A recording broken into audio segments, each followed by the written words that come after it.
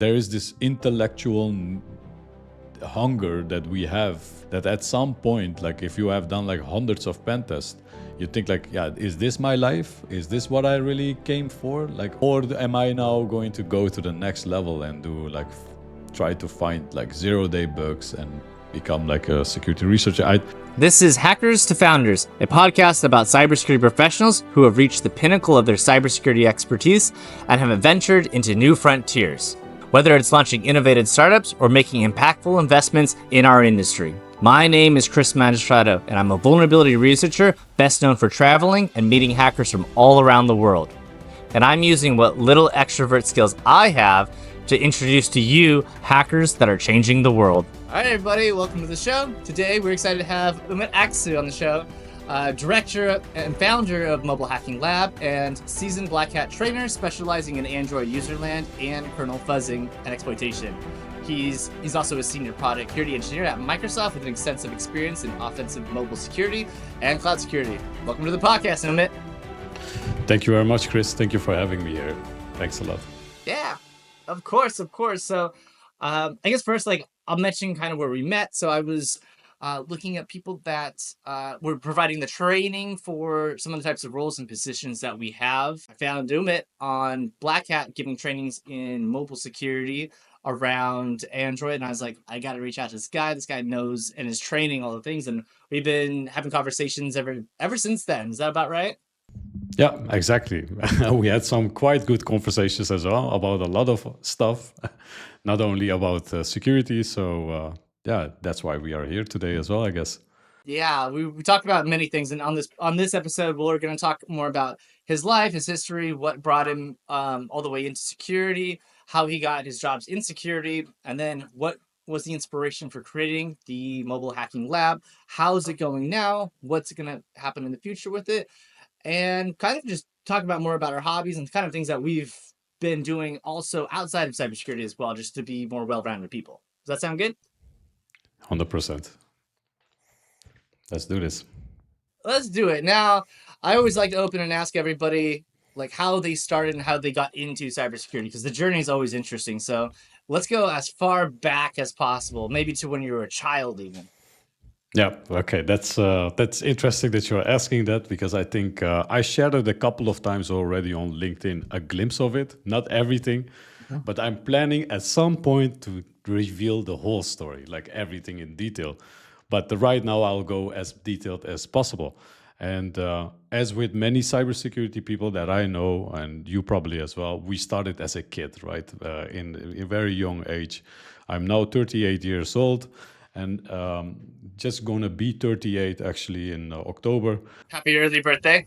Thank you. So yeah, I started when I was 13 years old, and it happened because I'll tell you, it was not an easy route for me. I was a little bit of problem kid at school, like many of us, many security people are like that. I noticed, and I didn't fit in properly in the class sometimes, and I had difficulties with concentrating on the material. I had like other interests. As a kid, I used to pull open devices. Like I didn't know about hacking yet, and I was just opening devices, hacking. I didn't know about hacking yet, but apparently there was something in me that was breaking things all the time. And I used to get in trouble because I break down the electric cars of my friends and that kind of stuff. And then at some point, when I got like 13 years old, moving to the high school, it became a little bit more troublesome. My life became more troublesome. I couldn't concentrate like in the classroom, and I got kicked off school like very quickly, like the first high school. I did too. Yeah, at a certain time as well. Yeah, I got kicked off from school, and the teachers told me like, you will never achieve anything in your life. You're gonna be a miserable kid. And I still remember as of today. And the funny thing is, I came across those teachers not so long ago, so I'll tell you that as well. And that gave me some extra drive, right? But I still didn't know what I had to do, what I was going to do with my life. And then at some point, my uncle was a software engineer at that time, and they sent me to my uncle. My uncle picked up the phone and he spoke with me. And he said to me like, hey, Umit, this is not okay. You need to come here for a week and we'll sit and speak together. Then after that, when I came to Switzerland, where he was working as software engineer, he had a lot of books, and he opened his laptop and showed me how he was developing. And I still remember, as it was yesterday, he changed the background color, like he changed it with code. And I still remember, oh shit, this is cool, like this is very awesome. Then he taught me how to do it, and he bought a lot of books for me, and all the other books, I still have all of these books here. Java, like very old Java books, XML books, and he gave me all that stuff, and I was very happy. Like I had something to investigate, to dive into, and then Was that your first programming language? Was it Java? JavaScript actually. Like I got JavaScript. all Okay, these beautiful. Java books and stuff. I got Java books and JavaScript and all that kind of stuff. And at some point, he bought like a JavaScript book for me. He said, "Start with the JavaScript, and then try it out." I tried it out, and at that time, you could do all these like moving things with your mouse and all that stuff. So I was programming all that kind of stuff. And the moment I started doing hacking was because I understood that the XSS had no name yet. There was no name like cross-site scripting. And I understood that, hey, I could just insert at websites like JavaScript and redirect them to other pages. And there my journey started. And I started doing, then I learned about a little bit about hacking culture, about activism. Then I started doing as a little kid some stupid things like putting some text here and there, like saying, "Oh yeah." Anyways, that was my journey as a kid. What year? What around years was this? Was this in like the early 2000s, mid 2000s, late 2000s, 90s? Yeah, I think 2000s, like something like that. If 14 years back, so no, 20. How much? I'm 38 now. So if we go back, like my 13th year, 21 years ago. Yeah. So early 2000s, maybe still dial up or DSL at the time. Dial up, yeah. Yeah, Dial up. I still 56K. remember. So we were also like very poor, right? So we couldn't afford like a laptop or a computer or anything like that. It was very expensive at that time. You still remember probably. And my uncle bought a computer for me. Was my first real computer, and we used to call in Naps. What was it again? Like Napster. Yeah, do you remember? Right, downloading music and stuff. That was the time. Free music. And all these websites where you could download stuff like illegal stuff. There it started, and then these guys, right? I don't know if you remember, but there were these guys like. At some point, I come across like the Frack magazine, right? And Yes, Track Magazine 2600 as well. yeah, exactly.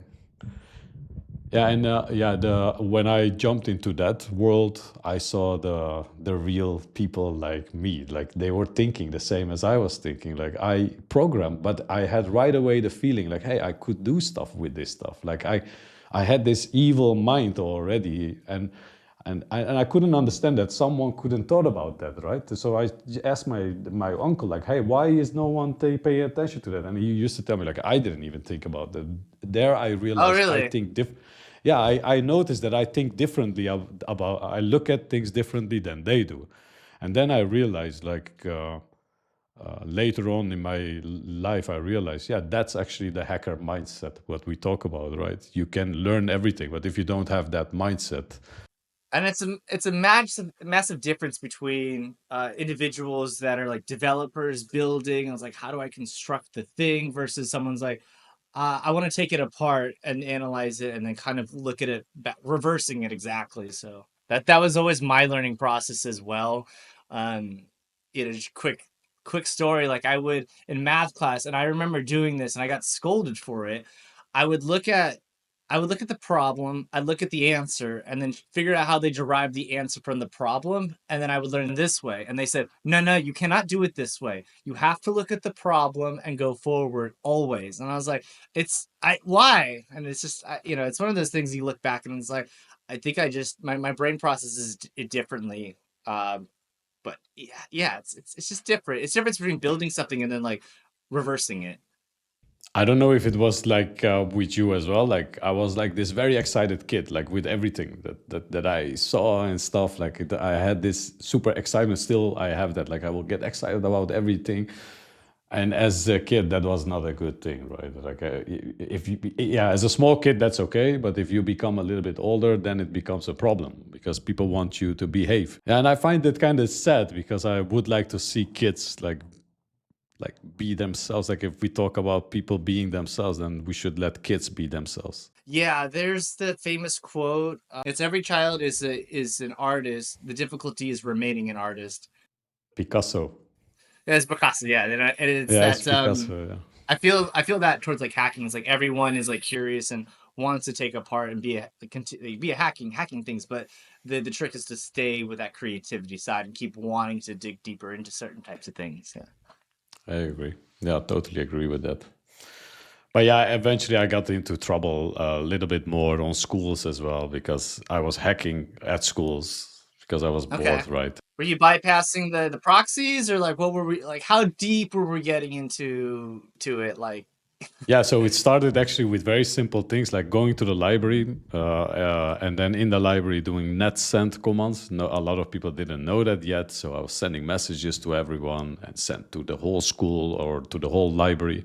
And then hacking from one device to the other one. Because at the time, if you would do net view, for example, the command net view on your machine, it would just see the whole neighborhood. You know, it's just you would see the printer of your neighbors.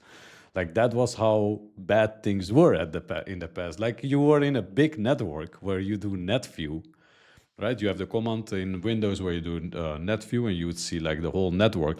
And that was like that. You could just see sometimes the printers of your neighbors and that kind of stuff. I used to print like, yeah, as a kid, it was like a big playground. Like things have changed now, especially after the decom worm that was spreading right in the same like which one is that? Can you for the audience? Could you bring that up yeah, and dive a little bit? it's the blaster worm. It was active on 2003. If you remember, all these machines were turning off all the time, rebooting, and all the time that was happening, and it was pretty cool. And also around the same time, we had the same thing like the "I love you" virus. So if we look at the blaster one, that was, if I remember it correctly, right now, right from the top of my head, these were like the big time vulnerabilities that were at that time happening. And the second thing that happened before even anyone was abusing this I Love You virus came out, we were already sending emails with VBS attachment in them and knowing that they were executing, right? So I got kicked off from one of my internships because of that at the time as well, because I was just sending a New Year's postcard to them with a countdown, with alert boxes counting down, and then saying Happy New Year. And they kicked me off from my internship. They said I spread malware, which was not true, of course. So as a kid, went to a lot of trouble with in the hacking playground. Let's keep it that way. I never did anything which was unethical, to be honest. Like I used to just do this kind of stuff without damaging anything, or you know, you're still a kid in a world, electronical world. Like it was unbelievable. Like the best time of my life, to be honest. Like, I wish I could go back. Yeah, that's that. It seems to be like the hacker's journey, I think, and that's like once you discover like cybersecurity, ideally you're of a young age, and then you have that window like 5 to 10 years for you playing around, and hopefully you don't get in too much trouble. Like there's like a threshold where it's like you went way too far, but that you have that creativity and you're able to exponentially grow and learn, but also able to play around. So yeah, that's a beautiful story. How did it transform into your work, into your jobs? Did you go to college during that time, or did you go right into the industry? Yeah, so what happened is that some teachers, and I really praise those teachers, they understood that I had this special interest in this kind of material and they motivated me. And I still remember one of my teachers, and he was like telling me, like, Umit, I asked him, like, I did port scanning and all that kind of stuff, right? And he would ask me, like, and I came to him, like, hey, what's port 135 and 139? I asked him. All right. I, Okay. Here we and I go. asked him, like, why is this port open on every device that I see in this network? And he told me, like, go figure it out. come back to me and tell me. That was the first time that someone said to me, go figure it out. And it was like a true new experience. And I figured it out. And then I figured out, hey, oh, that's cool. That NetBio stuff is over there. And then the rabbit hole started. But I forgot the question, to be honest. Oh yeah, I love that as well. I do the exact same thing. But I asked like, how did you get from it as a doing it as a passion and then moving into your first job or career, whether it be doing it or getting closer to the job that you have now? My parents, they had a shop, and I had to work in the shops of my parents, but never stopped hacking. It was like this serial hacking thing in myself that I every day had to hack something. Like there was this urge to do that, like hacking devices, hacking things, like finding stuff, and I couldn't just stop doing that. So while you were at your parents' shop and you were still hacking things, were you working on webs? Were you looking at websites or were you looking at binaries? What were you taking a look at? Or Windows computers? Yeah, both. It was like everything, All of it. All of it. everything I could just touch. But I was very interested in exploit development, very young age already. I knew after reading the Frack article, like, and I realized, oh yeah, that's how you get into the. Oh yeah, one thing that I have to tell you is that the moment I really got into this real hacking world was at my internship. There was I did an internship at some store, computer store. There was a young kid, the son of the owner. He was hacking like IIS servers. There was a time everyone was hacking IIS servers to use that as uploading. And then they would upload movies there, and then other people could download the movies. That was like a thing at that time. And he would just pound the whole time, like IIS service. Like I was so shocked by that because for me that was like very crazy. And they had an exploit that worked all the time. Like and yeah, he taught me how to do that, and I was very excited. And then I realized, okay, I need to learn how to build these exploits myself, how to do it. And there, my like vulnerability researching things starts from there. Yeah, with knowing that this is the actual thing that I can do. That's interesting. My experience in like growing up was like later. Like I was always playing around, but it wasn't until I think I got more into cybersecurity that I realized like people are writing exploits and like there had been I think was it The Art of Hacking by John Eckerson that I started like looking and like, oh, this is how you take a binary and do something with it and are able to like do the vulnerability research side of stuff. But it it was like much later. I never had anybody that was like, oh yeah, I I engineered this exploit, boom, to O day works everywhere. And then just to be there in awe of like, wow, like I gotta do that. That's my goal. Yeah, what can I say? Like the thing was that at once you see that, right? Once you see someone having You an don't go exploit, back. and you cannot go back, and you realize, oh yeah, this is what I. And the good part was it was quite easy at that time, right? Like if you build an exploit, it would work everywhere. Like that, only offsets from different operating system would change. But if it was a Windows 2000, it was always Windows 2000. That's it. Like that is how easy it was. Right now, no, and right now it's not that easy anymore. We all know that, but that time, I just think sometimes like if I could go back in time right now, what would I hack? I think always I had this dream. I don't know if you had that, but I, as a kid, I used to see all these screens from CIA login screens. Have you ever seen those login screens in the movies? Right, Yeah. you would see them like. And the movies, yeah. And I had this idea, I need to find these login screens. Like I need to find them, at least to see them, right? That was my idea. I had some other aspirations. I was like, oh, I would love to have like this massive botnet, and then the thought was Ah, like, well, what am I gonna do with it? And then thought was like, how am I gonna do all this? And I was like, this is really stressful. I was getting stressed thinking about that kind of stuff, and I never pulled the trigger on any of that stuff. Probably for the best, but um, that fantasy about the botnet, we all had that. I mean, I was dreaming of having a large botnet as big as millions of machines. That was Yeah. like the goal. Did you have anything past that where it's like, then I can do this? Or was it just like, I just want to have it?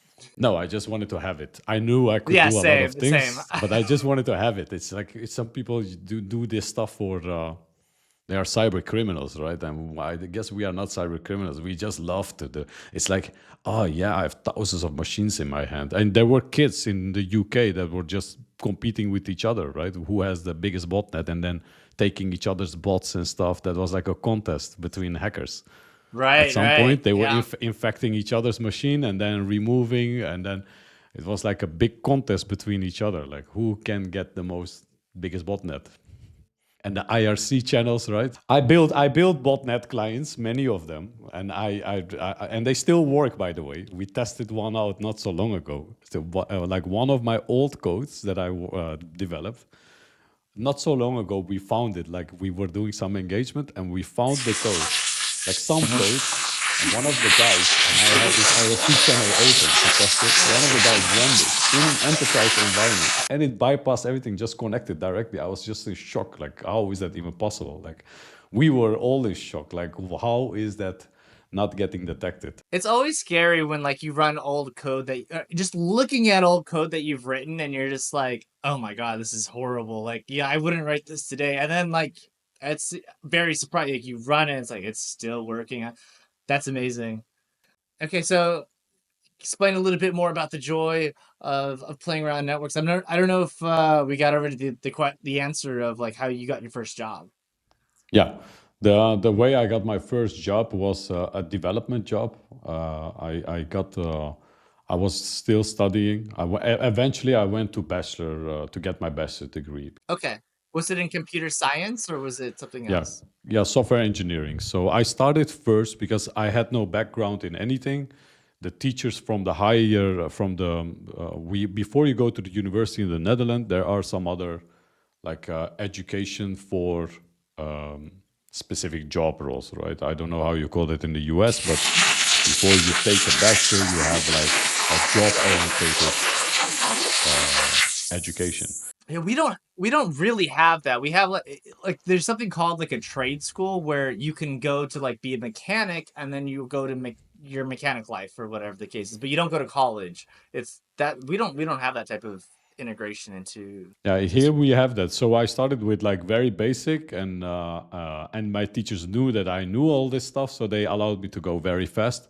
And I had this 4 year study, which I finished like my first study. I was 2 years study. I finished it in 6 months, and the only reason it was 6 months because I had to do an internship, or else I was done earlier. After that, I went to do the anyways, long story short, I went eventually to, before I even finished my school, I got development jobs, paid very less. But there I learned some quite interesting stuff. And I highly advise anyone to do these kind of jobs, right? Because it will give you some other type of experience. Because what I learned there is still useful right now. I worked for a company who was bringing out who was marketing adult websites, right? So it was interesting for me as a guy.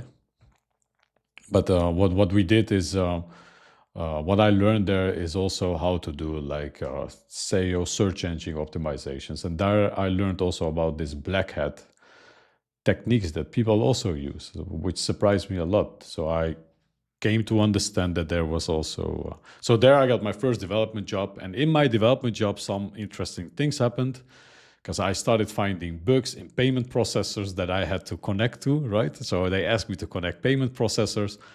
Then I found like bugs there, but heavy bugs, like getting into their whole infrastructure and stuff. And with that, very quickly, and before that as well, I was finding bugs. Every laptop I bought was coming from bug bounties, while there were no bug bounty programs at that time. Did you like message the vendors and say, "Hey, I found this. Please fix it," or were you like, "I found something. Give me money"? How is it? Oh yeah, yeah. I'll be very honest about how that went. In the beginning, very long time ago, when I started and found bugs like that, and I submitted them, I used to get critics from the people around me saying, "Oh, you found this bug, a security issue. You should be one of the best hackers." But they don't understand it, right? Other people around you, they are not hackers. So they used to tell me like, "Oh, you found this bug at a bank. They should pay you like 20K." Like, but and then I used to say like, "But why? Why do you think that?" For me, it was never about that money, right? I was just finding bugs and submitting that. But then people started saying to me like, "No, but they will hire you. You're the best of the best," and put that stuff in my mind. And then I used to be like sometimes like because you get this peer pressure from other people. Like so, I used to say like, "Okay, I won't give the bug unless you tell me." Like Oh, really? Okay. unless you, yeah, yeah. That, but I was still a kid at that time. Yeah. And then I learned, and there were no bug bounty rules at that time. There was nothing. And one of the interesting things that happened even before I was asking like money beforehand, I was getting in trouble sometimes, right, while submitting bugs to vendors. Yeah, that was that. There's a whole era that we call in our community about that. It's where we're like just being able to talk about like specific types of bugs that you discovered, right?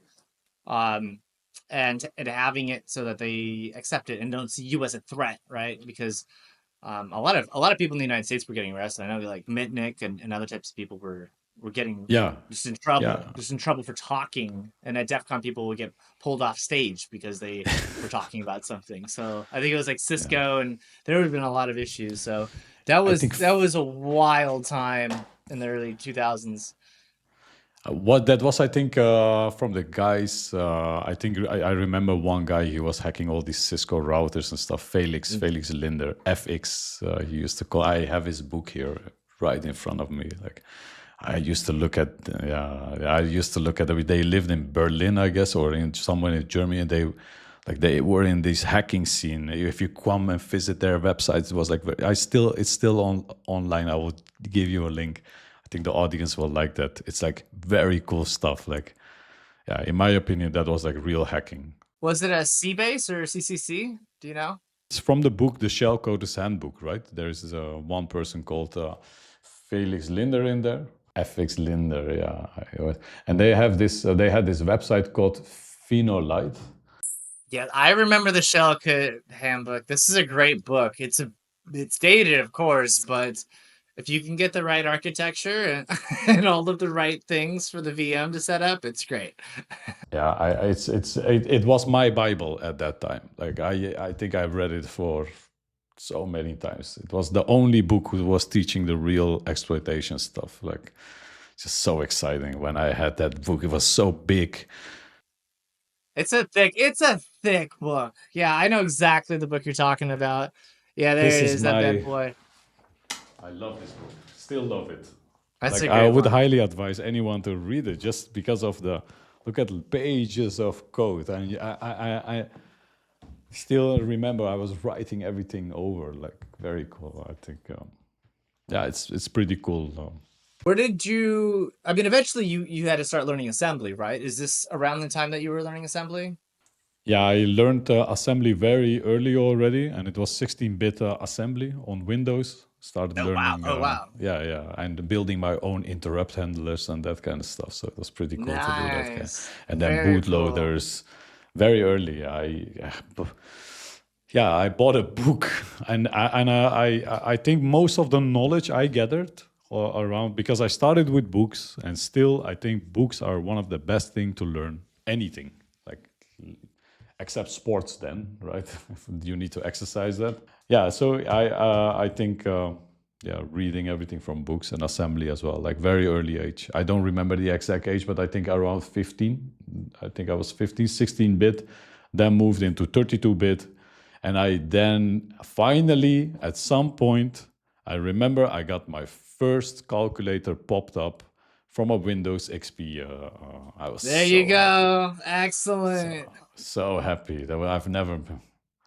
I think there was an article to exploit Vares FTP or something.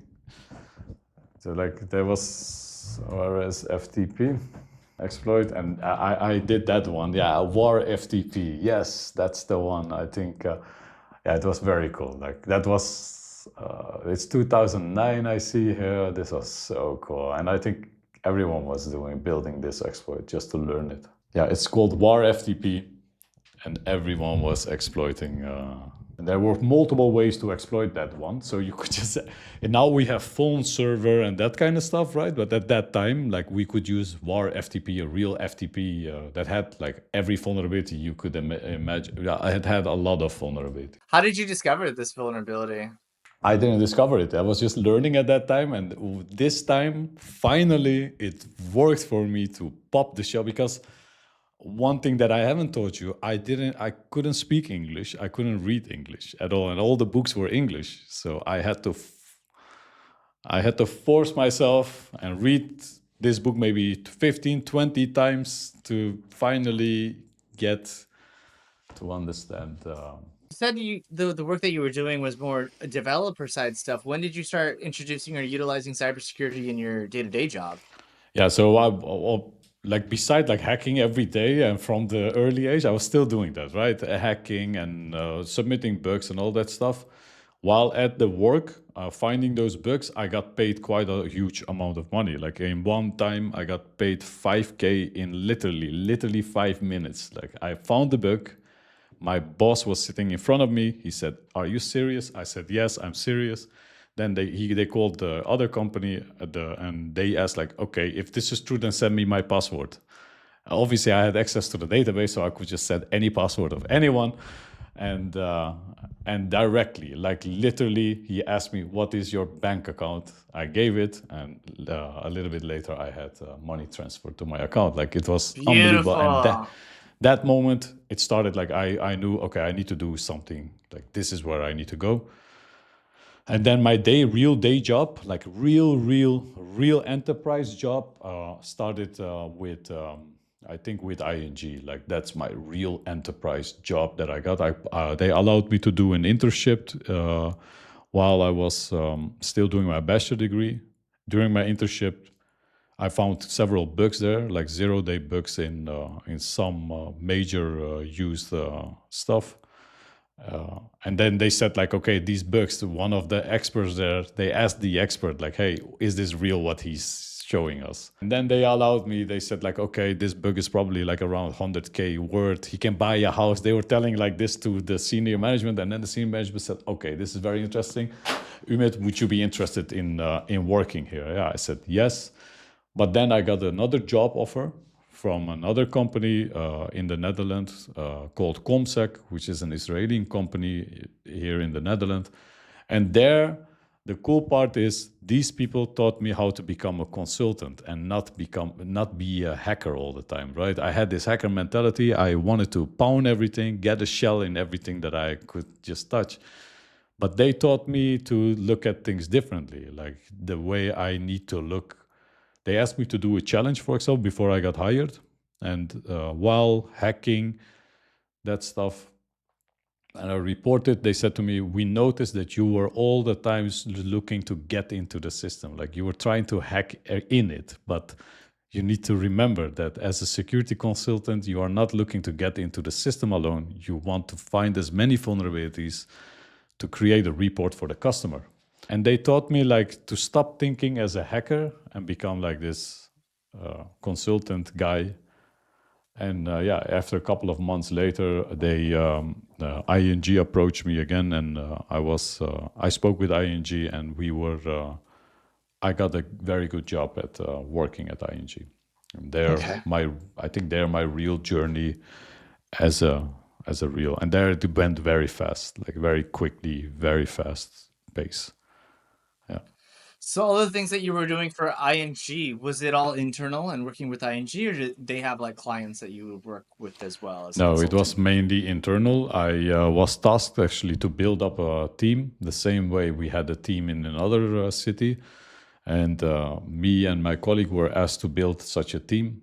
And yeah, actually, it was quite cool because I never had done such a thing in my life. And I think the best thing that ING did was giving me the freedom to do. And they even told me, like the senior management there told me, Umit, you do as you think we should do it. And it was so cool that they allowed me to do that. Like it gave me confidence. It boosted my, yeah, it was pretty cool. And then from there, like, yeah, I'm still grateful of these good managers, right? Some people are very good managers and they will actually get the best out of you.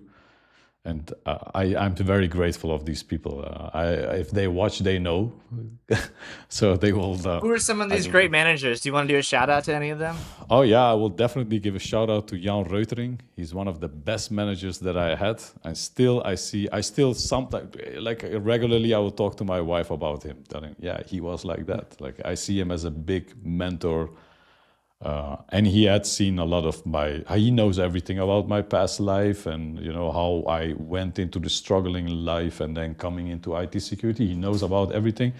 And he used to tell me like, hey, Umit, this is, yeah, you just need to realize this is what you need to do. You have the talent for it. Just continue doing it. Yeah, I'm just very grateful to have these type of. Also, from ComSec, I think Itai was also like. I'm still very grateful that he gave me the opportunity, yeah, to learn from them. And I learned so much from these guys from ComSec, for example. Like they were so good. Like these guys were amazing, and they taught me a lot of stuff.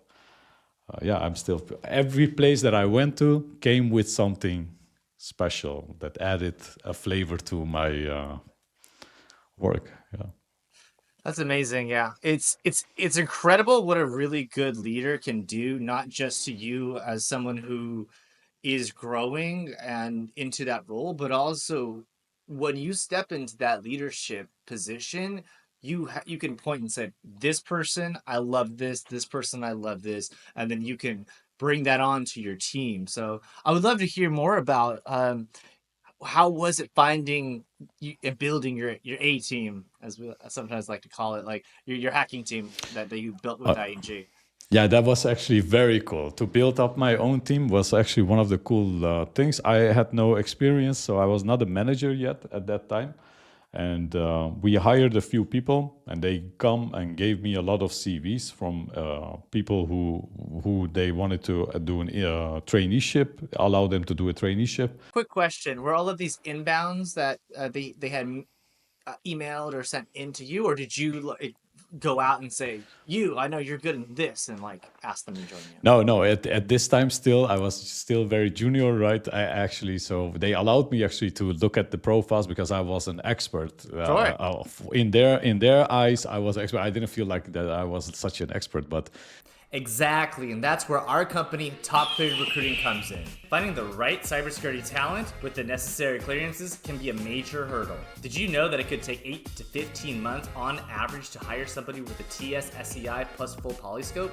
At Top Cleared Recruiting, we have a network of 1.3 million cleared professionals, ranging from C&O developers, reverse engineers, and data scientists. Whether you're working on offensive operations or data analysis, we connect you with the elite talent you need fast. Visit topclearrecruiting.com and let us help you to find the perfect candidate, already cleared and ready to go.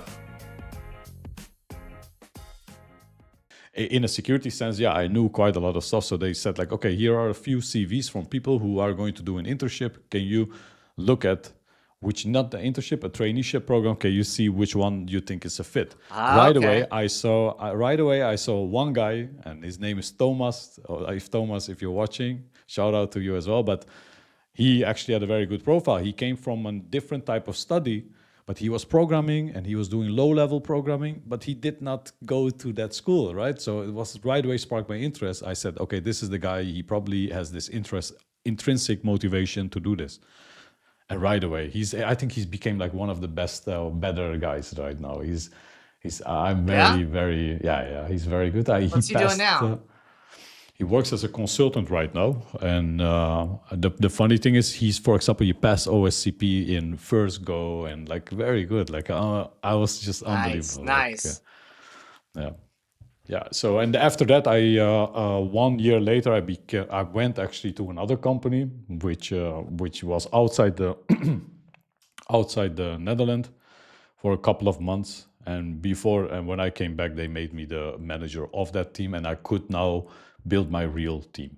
And the question there, what you asked, That was one of the coolest things that I've ever done because I could build my own team, and I had this way where I could just come up with my vision of how things should go.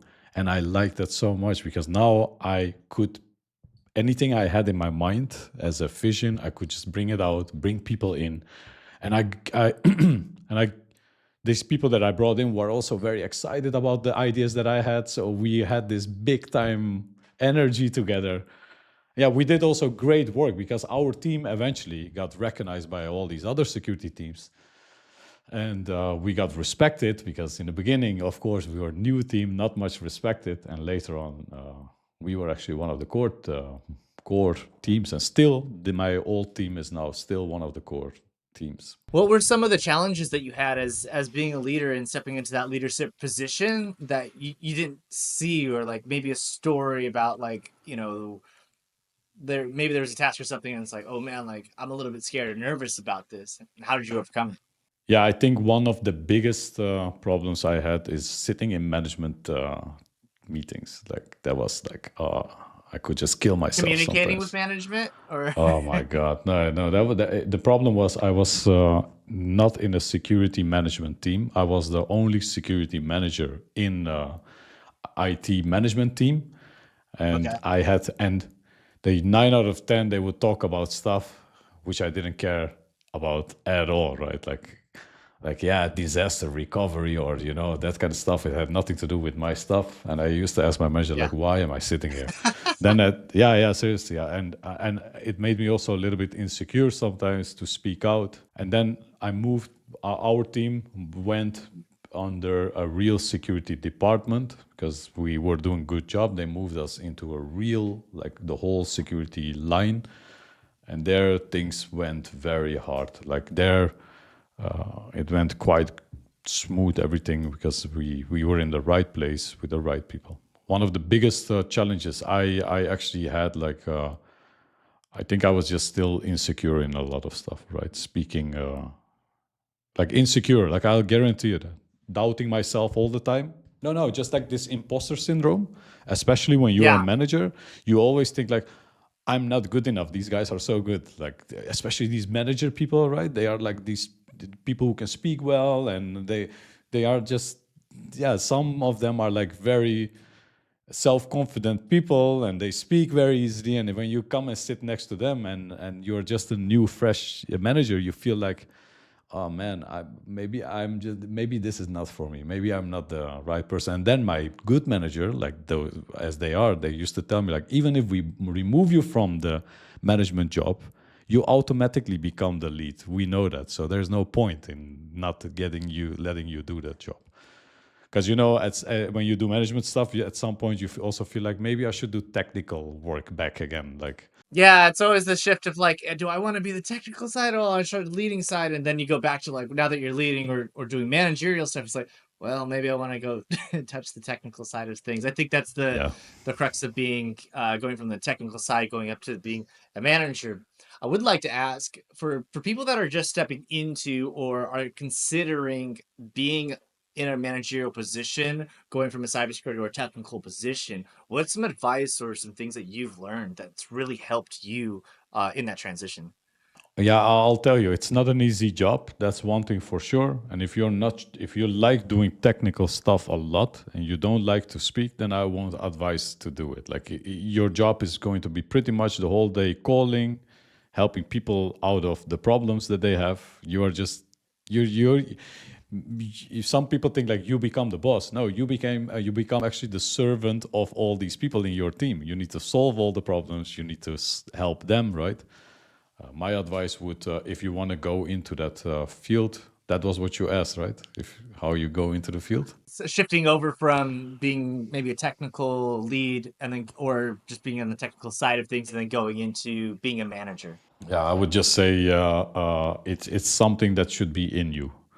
I won't force it. I don't think you should force that upon yourself. Like, not everyone is fit for such a job, for sure. Like, That's interesting. I would think my thought would be like at least give it a try to see if you like it. It is a different hat, but at least and this will go into what we discuss later on this podcast, but the shift from being, oh, I'm very technical, and then being, oh, now I'm an entrepreneur, now I'm a business owner, now I have to look at things and people and processes, and not just do something on the computer where I just hack away at it, and once I click a button, I can see the result. I have to invest the time and spend it as a complete shift. And I would say, even as I would think, like, going from the leadership, going from a technical role into leadership of management, to even, go ahead and do the try to do it, and then see how you feel about learning and being those skills, and the idea that you can still do both. I totally agree. If you try it out, we have seen it many times, right? When we give like you have typically a manager and a product owner in such application security teams, right? Someone who's managing the board Yeah, and the yeah, progress of the work.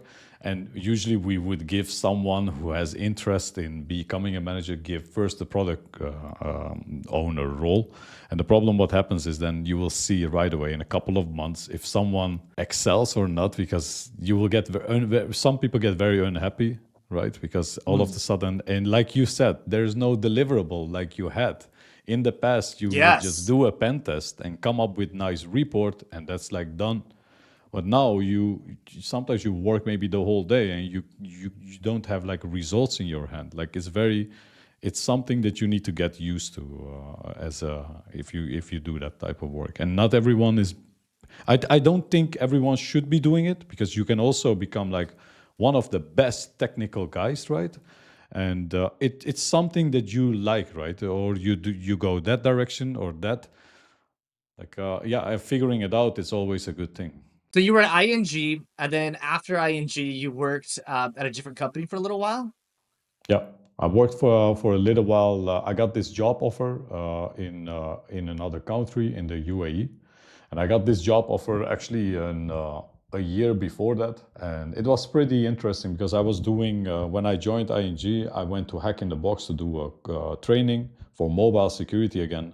There, I met some people because I was building an exploit there, another exploit, and then I asked like to some of the hackers there, like, hey, do you know how to solve this?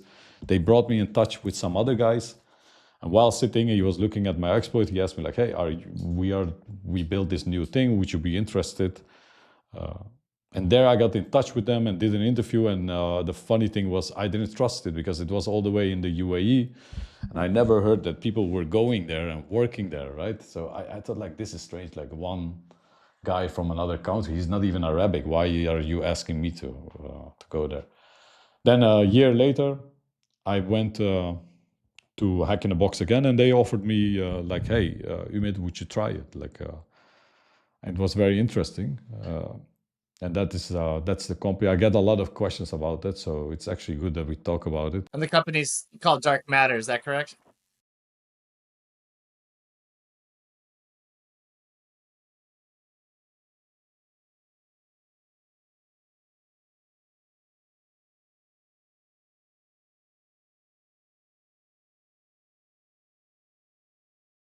But yeah, all that stuff about hacking phones and that kind of stuff had nothing to do with anything that I did there. Like, I joined as an ethical hacker, pen tester, ethical hacker, and we used to do like pen Uh huh. test, application test, red team assessments, and that kind of work.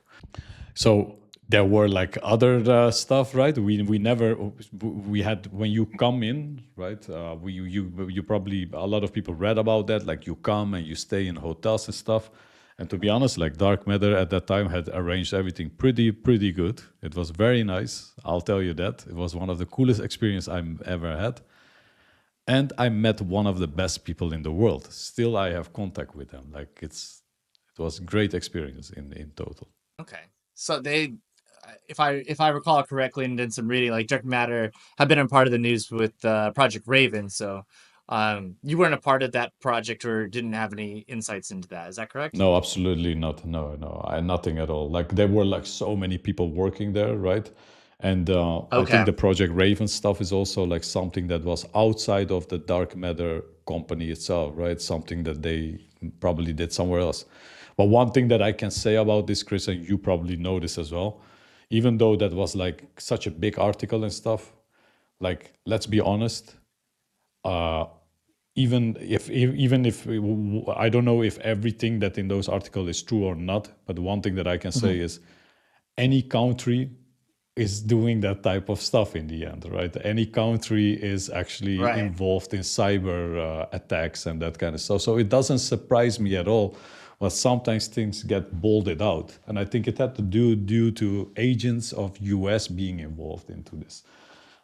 Yeah, I think the specific issue was that like so the United States they're not allowed to hack their own citizens, but then they had another company that hired U.S. people to then hack their own U.S. citizens, and that was like the issue. That was like the part where like no, this is not okay. So at least that's my understanding of it, and I'm happy to be standing corrected at any moment. But Yeah, I'll tell you that's what I understand this. the issue was. Yeah, I think that's one of the things, and the other part was that they were sharing information, like their skills in another country like that. But to be fairly honest, Yeah. I do not believe that no one was aware of that. Like I cannot believe that. Like I don't believe that the U.S. was not aware that so many people of the U.S. government are working. They wanted to be really quiet about it. I think Jack Rhysider talked about it in one of his podcasts. He has a whole episode on Project Raven actually, in Darknet Diaries. Yeah.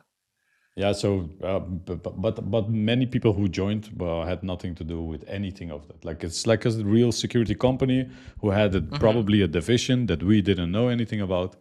They were doing Okay. that kind of stuff, and we were just doing the regular work. And I think it's good that you asked the question because I get that question asked a lot because I do mobile security and people think that I have been maybe involved, but it's not true. It's never been involved in anything like that. One thing that I can tell you, Chris, is that yeah, there were a lot of people from the US working as ex NSA and ex other stuff. Like that was quite normal. If you just bump across someone and ask like, "What did you do? What was your previous role?" Yeah, I was working for there and there. Like it was not. It was not. It didn't surprise me anymore. Like to hear that someone comes from something very interesting. When you were around and hanging around other people that were ex NSA, did you feel that their skill set was about as strong as yours, or stronger than yours, or less, or did you feel like these people like they know what they're doing, kind of thing? I had one time that I had to work with a couple of times work with some people like that, but I had no we did not do anything. I had to do something else, right? I was like the hacking guy, Right. and these guys were doing other type of stuff. Like it's Okay. like different work, but they everyone there like was one of the best of the world. Like I can consider myself there as one of the baddest. Like I like if I compare myself, then I think like these guys were like very good, like extremely good. Like Okay. and you I don't know if you know, but like these it's very hot, right? Cybersecurity is also very hot in these type of countries. So we come across a lot of cool stuff. Like doing engagements were like very excited, like a best excitement job that you could find anywhere. Like Were some of these engagements particular to the country and company itself, or did you guys go to other countries or other companies outside of the country? How did that work? no, just regular pen test, regular stuff, nothing special. I want to make it very exciting for you, but it's not. It was just Just pen yeah, no, testings. just Okay. normal pen testing. No, of course the targets were like very cool targets, but like normal pen testing, nothing special about that. Some special things were like engagements. Some of the guys were doing physical security as well, which was pretty cool to see how they were doing that stuff. Like very cool, like uh, the stuff that you see in movies, right? The stuff that any hacker dreams of doing. These guys were doing that, like we all dream as security guys to do these, get these clothes on, get like into the building, and then hacking everything, going Yeah. outside. This is the Yeah. dream that we all Yeah. live of. Like everyone wants to be this agent that does all these secret things. But yeah, they were doing Mm-hmm. like like a bag of clothes they had. I remember still like a bag of clothes. You could just pick up clothes and well, yeah, pretty cool stuff. Like Yeah. No, it really is. My friend Drew Porter, he's founder of Red Mesa, and this is what he does. I think he's had some contracts at government facilities. So some of the red teaming that he does is some of the best in the world when he's going into like military buildings or whatever the case is where they actually have guns and he has to navigate in and actually do some crazy stuff. So yeah, it's definitely one of those exciting types of things. Yeah, if you thought like you were hacking, then when you see that type of stuff and the way they do Yeah. stuff, then you think that okay, okay, I'm just not that, you know. In the past when I was a kid, I was thinking I was the best hacker in the world. Like seriously, Yeah. I believed that. Like I believed I could hack anything until you realize that there are people who are even better hacking than you. Like it's just normal. Right? And so after your stint or your time at Dark Matter, then you shifted over back to ING for Yeah. about 4 years. Is that correct? Yeah, because right after that, when I came back, I joined as a manager and became the manager of the team, built it up, and then rolled out large security programs, built it up a very efficient pen test program, and like the whole thing. And we were just discovering zero-day vulnerabilities. That was our goal, right? That's what we were doing beside normal pen testing. Then I convinced the senior management because we were finding some cool stuff. Our small team was doing very good work. So I convinced the management to say, okay, let's build a vulnerability research team, a global one with all the experts from all different countries, bring them together. And I got the buy-in from all these experts because they were very excited. They said to me, like, you will never get it done. Management will never allow that. Until they said, yes, yeah, you know, we did a pilot, and within the pilot, we nailed it right away. We found like almost 3,000 machines at once with the team, like find with 0 days, right? We discover 0 days and then use them against the um, against the environment, and we were actually able to pound this amount of, which is pretty cool, right? If you, Very cool, very cool. These are financial structure, financial devices or devices in a financial network, right? So, uh, I assume this a strong indicator of like the value of building out and having the team is like how much in financial loss would happen if somebody executed it. Does that sound about right? yeah. So what we did is exactly prove that, right? We proved that what happens, and we got right away the same question, like how come we are not able to detect this type of attack that happened? Then we explained, like, you know, this is a 0 day attack, like you will not be able to detect that easily unless you know you're monitoring maybe with some of that stuff. But the moment this attack happens and the way we did it, you will not be able to detect it. Like, and that's I think the problem we have, right, with 0 days. And I think some of these EDRs are doing a good job right now, right, to detect even like based on the heuristics and that kind of stuff. But in we got that question, like, why haven't been able to find this? Like, and then we told them, like, okay, this is because we found 0 days, and exploiting 0 days is not, yeah, you cannot protect yourself anymore that easily. Yeah, but yeah, that was actually pretty cool. And then after that, we were allowed to do like continuously vulnerability research on, like, we could just pick up a project and work for months on it.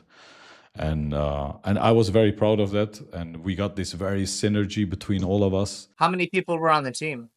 I think it rotated. We rotated with multiple people. So the first project we do, and then we rotate. The first project, I think we were like with 5 or 7 people. I don't remember exactly. Some people joined, but they were not able to keep up with the work, right? And they gradually, little by little, got out of it. And we had like when you do this type of research, you need like multiple people. In our case, it was like multiple.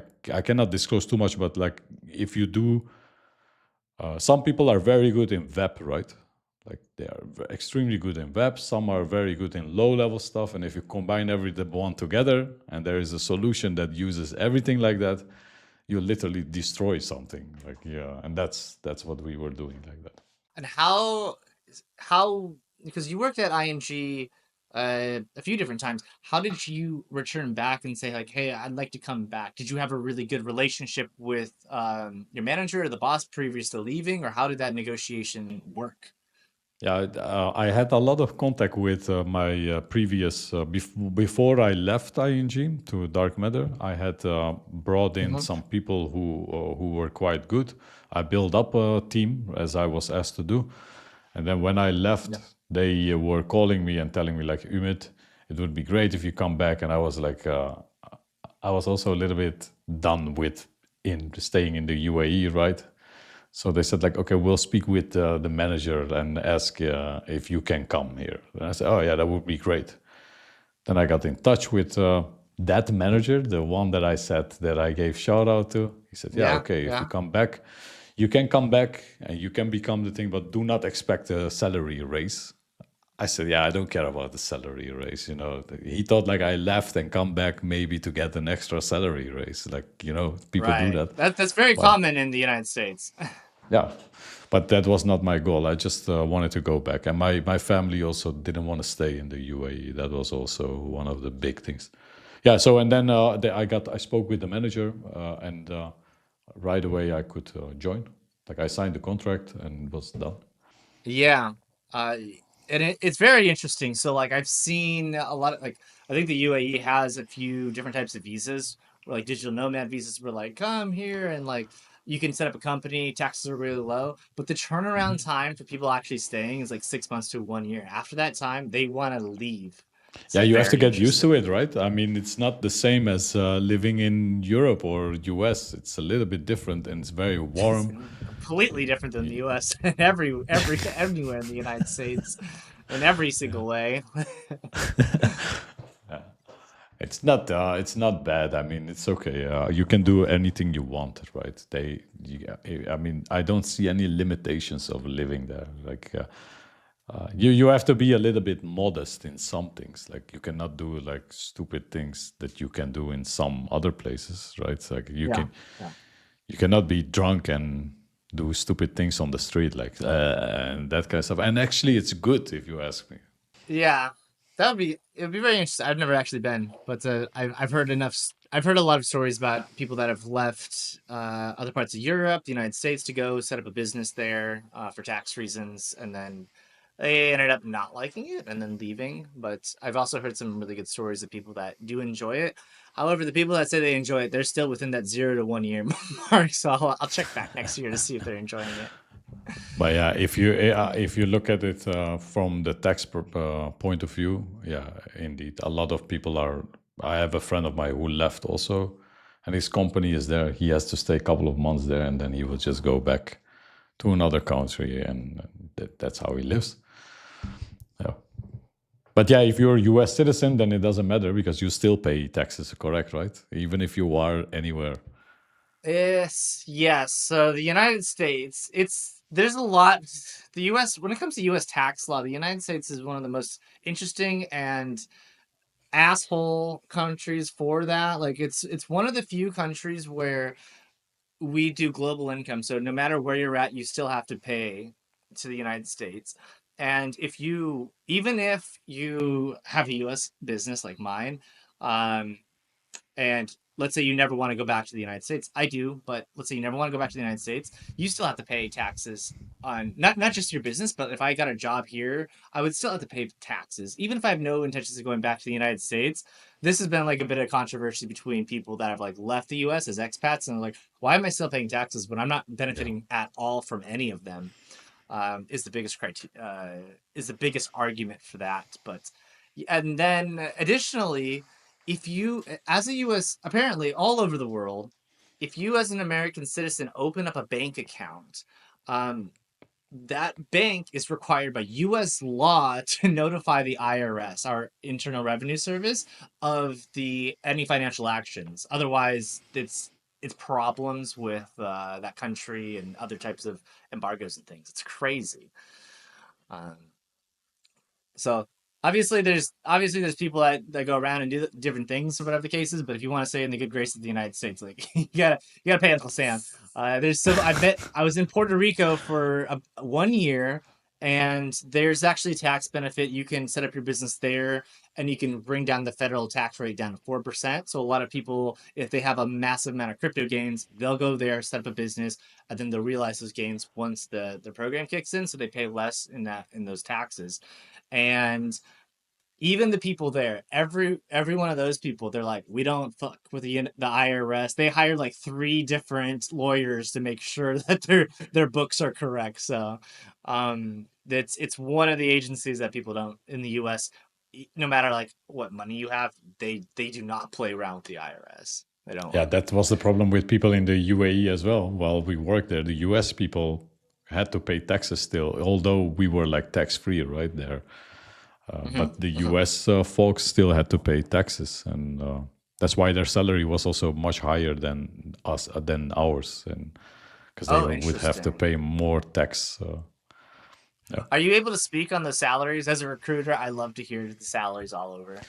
I cannot say anything about that. I think That's you know okay. those salaries probably there, but I'll tell you this: I think in the past, those salaries in those countries were much higher than they are right now. Like in the They, past, oh, they've gone down.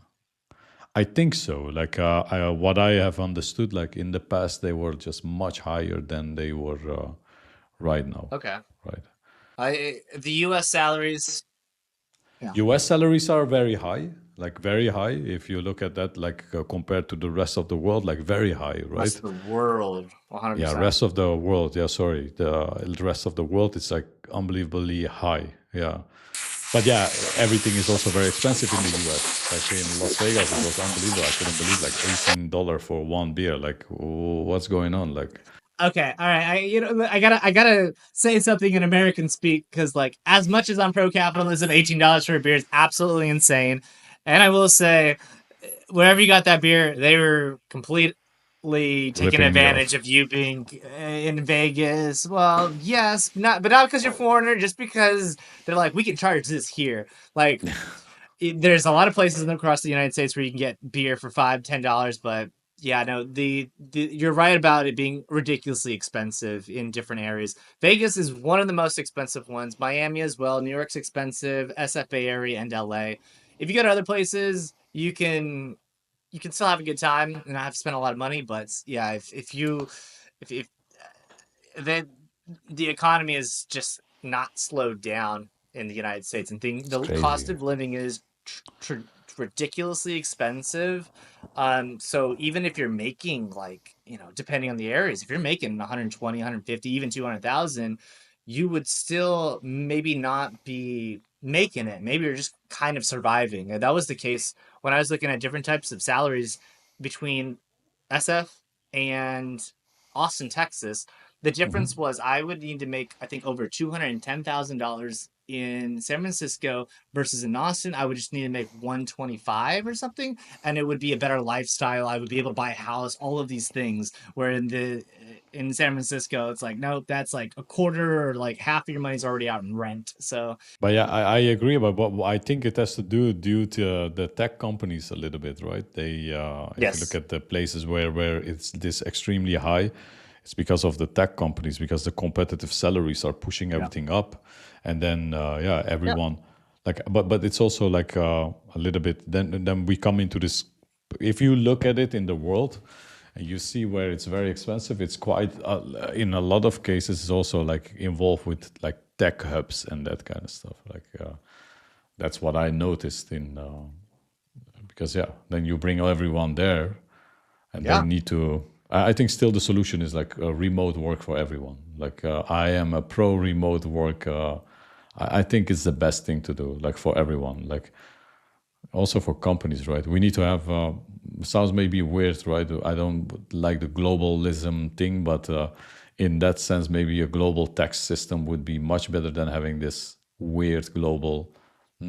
Yeah, I mean, we proved it during COVID, right? They asked to prove it. Now we proved it. It's Oh possible. man. Like, yeah, Yeah, that was wild. So the looking at COVID from the recruiting side, they just brought on so many people during COVID, and then post COVID, like 2023. That's why the tech industry, at least in the Bay Area, has massive layoffs. Like, quarter after quarter, and like they let some really good people go, and it's just because they had to hire so many people to help out certain things, and they also kind of realized like we don't technically need to have like as many people, but it's interesting now because now that they've had the remote experience for the past few years, companies and corporations are now pushing people to come back into the office. They're like, okay, well, fine, we'll do hybrid, but I think eventually they want them to sit down at the desk. Elon Musk like recently was saying like, no, if I have to come in, you have to come in. Like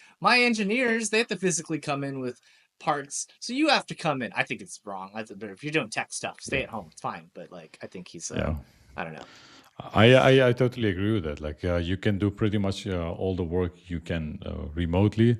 It's also sad to people to commute to the work. Like you lose so much time, like going back and forth.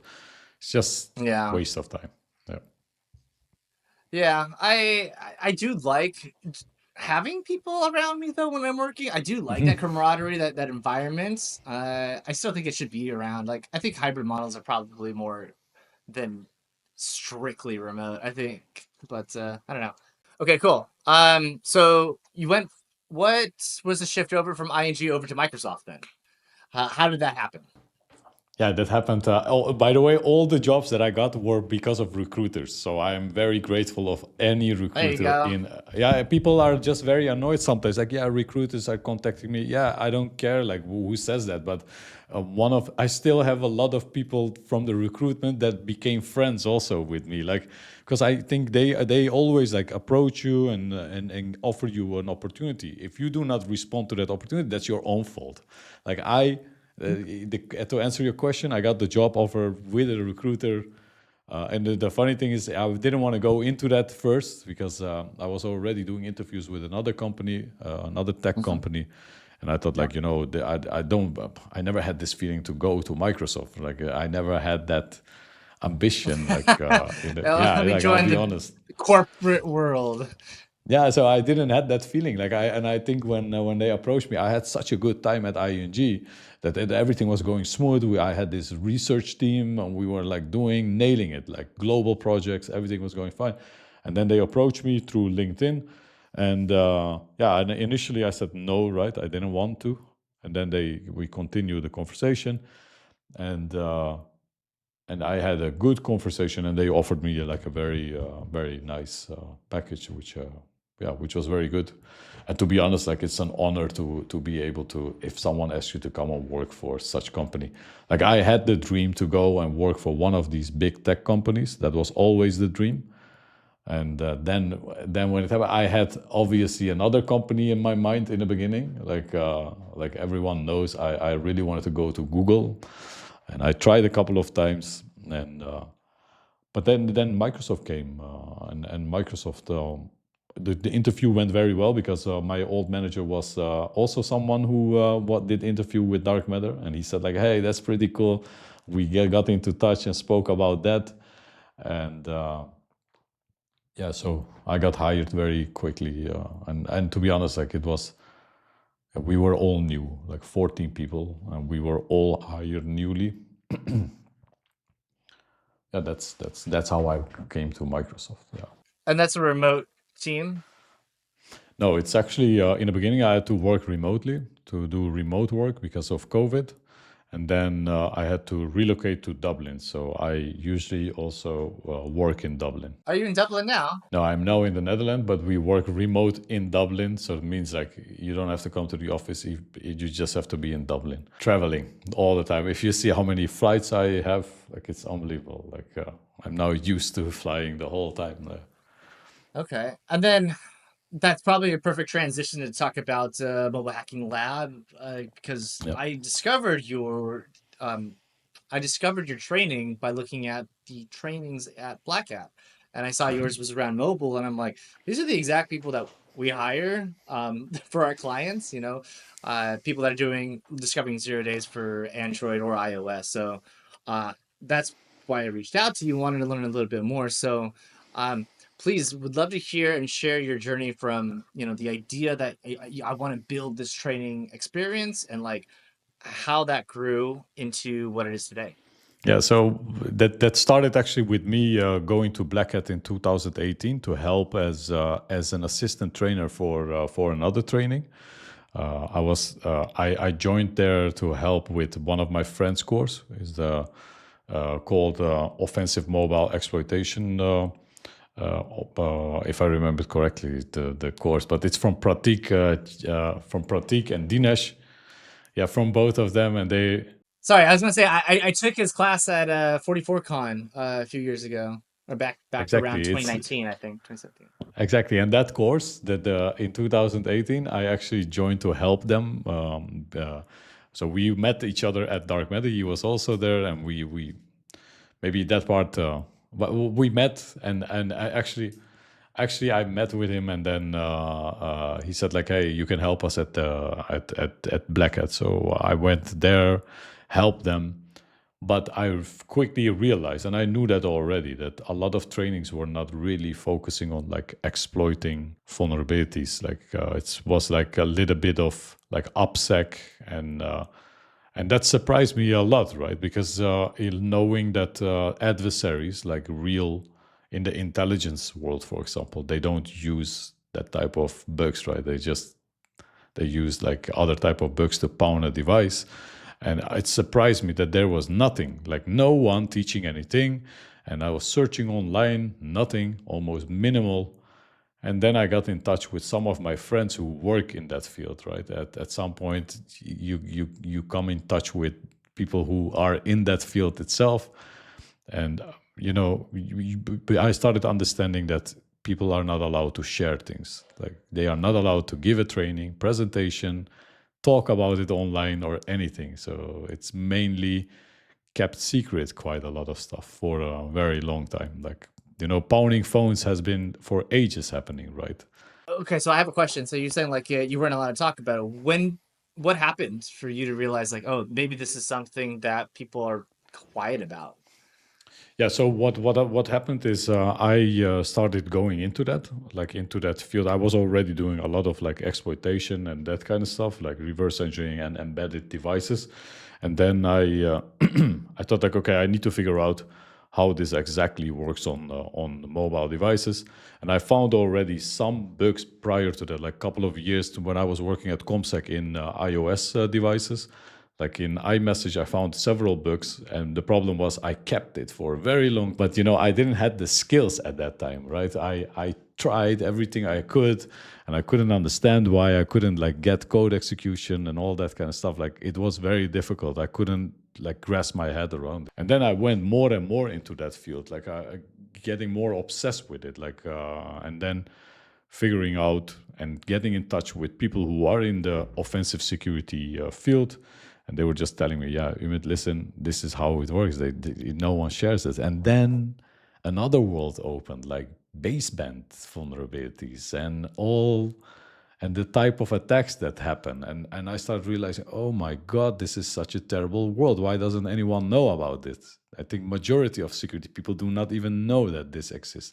And I started asking people like, hey, do you know that this is possible? No. So people used to laugh at me, like say, no, that's not possible. This stuff runs on Java. That's not possible, and all that stuff. Like, no. I think you make a huge mistake. And I remember still when I got the first reverse shell, also with one of the guys from the training, we were just testing things out, and a lot of people had like assumptions, right, telling us like that's not possible, you cannot get a reverse shell like that, and we did it. Like we got a very quickly a reverse shell. Like I think it took us like a couple of like I think 2 weeks or something. We got the first shell like that, and people that were doubting it in the beginning said like, okay, obviously it's possible. And then from that point of on, I thought, okay, if no one is teaching this stuff, then probably I will have to do this, right? And I spoke with some of my friends in that field. They helped me, supported me, build the material together with me, help with a lot of like the material in here and there, helping me to build the content so that we could teach it.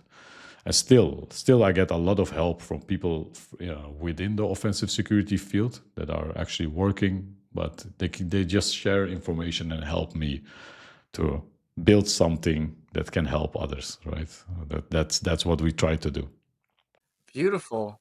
Did you start the trainings first, the in-person trainings first, or did you start the website and introducing your coursework first? No, I didn't want to give a training in the beginning, but I built like I was doing research all the time, Right. and then the guys from Pratik and Dinesh said like, hey, maybe it's a good idea that you convert this into training and submit it to Black Hat. Okay. Yes. I Yes. said, you know what? Let's do this, you know. And they motivate me. They said like, okay, we'll help you to submit it, and we submitted. Did they not want to do it themselves? Yeah, but they were already giving a training, right? And Okay. also like Dinesh helped me a lot, like a lot with a lot of stuff that I was doing. We were doing research together, like we were building one days the whole time, like for Okay. mobile Got it. devices. Like me and him were like continuously building one days to practice and to understand these nuances of other stuff. And while doing that, I had enough material already to start the course. The only problem with these courses is, which I can tell you already, is if you want to teach mobile security, you need to teach them or with a mobile device that's specific, right? Because the vulnerabilities that you will find on some of the devices are specific to a device sometimes. Like, for example, if you have like a driver vulnerability, which is specific to a specific phone like Xiaomi or something like that. So right away I bumped into that problem. So we thought about how we could solve that problem, and we thought like, okay, instead of relying on something which is online, we can build something which is vulnerable, make it much easier to explain it to people instead of, because sometimes we get the question, why do you use a toy application for the exploitation there? Like for one course, we use an application called PoundChat. But the reason why we do that is that we don't want to be relying on backend of like a messaging app or something like that, right? Because most of them are not usable anymore. You cannot use them. So it's very difficult to showcase like exploitation techniques to teach someone. For example, for the kernel courses that we do, is there it's much easier because you can use one kernel, right? It's the kernel. So this is how we started, how I started actually building the course, submitted, and I got accepted to Black Hat. That was like a very achievement already for myself. Like I always wanted to speak at Black Hat. And then giving a training was like a very nice thing. And there was nothing like that yet. So when I published it, I got right away a full class, like 2 days full class. I was very happy. Fairly enough, I'll tell you honestly, Chris, it's all cool to give the trainings. But then I realized like, okay, the amount of effort that I have to put in and give those 2 days trainings Is is it a just lot? unbelievable. Oh my God, the live trainings is just the amount of work you need to put in to give the training is just a lot, right? You need to prepare, you need to make sure that everything. Then I thought like, okay, you know, I need to build this in a way that it's scalable. So that's where the journey starts with Mobile Hacking Lab. So first started with live trainings, yes, at Black Hat. Also at other places as well, right? Not only Black Hat, but at other places, like giving. Yeah. So where else have you given the training at? So we have Black Hat.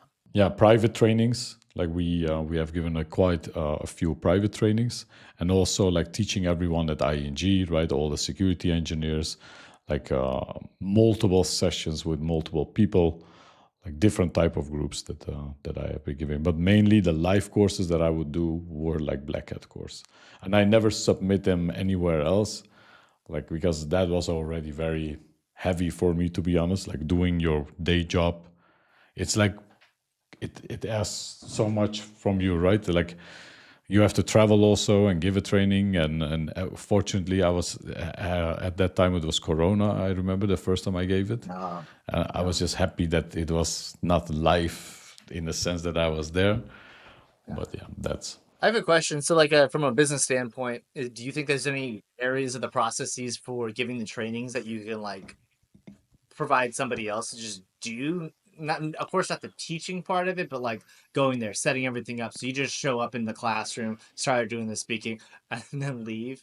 Is that something that you've considered, or do you think it's even possible? I don't know. You know, anyone who gives trainings will know that anytime you think you have everything ready, you will always modify stuff, even right before the training, even an hour before the training, start modifying stuff. Like and it's just everyone does it. Like when Black Hat happens, you will see everyone is just in this panic state, like creating stuff, like quickly moving things, and yeah, in my opinion, like it's cool to give like these live trainings, but it's not very scalable. Yeah, and I wanted to change the way how mobile security is being done right now, because in my opinion, like this is the main motivation behind Mobile Hacking Lab, is that there is this hidden world. Like there is a huge hidden world in IT security which no one actually openly talks about. We know that Project Raven or some other like NSO's Pegasus stuff and all that stuff. We all know that stuff. But it's like a very dark, secretive world. Like people do not speak about it openly or for whatever reason. Like there are multiple reasons why they don't speak. And it's just what I want is just that the world opens up for this a little bit, so that there are two things. Like some people really want to go into that field and they don't know how to go into that field, like go into the offensive security world. And some people would like to protect, like, and they have no idea that this type of stuff is possible. Like if you ask me, like the mobile security world has not grown as much as all the other. The security has grown, right? The mitigations has grown. It has become better. But if you look at the training wise and like IT security trainings and all that stuff, you won't find like stuff. Like there are some trainings, but not like if you look at all the other fields, like cloud security or any other field that we have in security, you will see like dozens of trainings. Like, why don't we see that in mobile security? Why isn't there any? Like, there's nothing.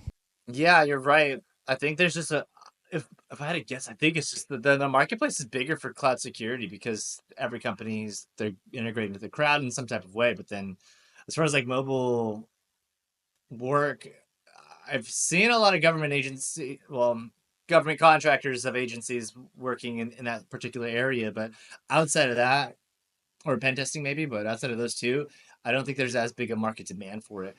Specifically 100%. for those companies, government contractors, there's very much a need for those people. Like the salaries are very high and everything else. However, um, as far as like the entire scope, like obviously you're looking for a SOC analyst or a cloud engineer or cloud infrastructure or data architect, you're gonna find there's a you know millions of those people. But for these niche areas, yeah, it's not as much. You've created the online course so that way you don't have to go and physically do the trainings, which is brilliant.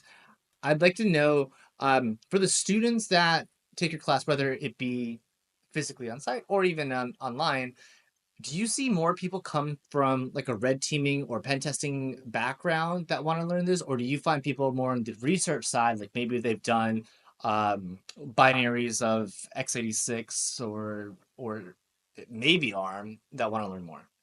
Yeah, it depends on the audience. For example, if we give trainings at Black Hat, then there is a typical type of audience, right? You will see people coming from governments and stuff joining, and from our online courses, it can differ from everything. But what I can say is a lot of people who do red teaming, who had initially this idea of or do like pen testing, always had the dream to go and do this type of hacking stuff, right? They dream of that. That's the dream of, or a lot of pen testers, actually their dream is to become a security researcher who find bugs the whole day, like in a different way, right? Not like just running like nmap and there's nothing wrong with that, because we all do that and find bugs and hack things. But there is this intellectual hunger that we have, that at some point, like if you have done like hundreds of pen tests, you think like, yeah, is this my life? Is this what I really came for? Like, or do, You're right. yeah, or am I now going to go to the next level and do like try to find like 0-day bugs and become like a security researcher? And what I want to say about this, Chris, and this is very important for everyone who's listening, is it is a very difficult thing to move from pen testing role to research. Like some people might think, oh, it's simple. Yeah, you will switch over. No, it's not. It's not that simple.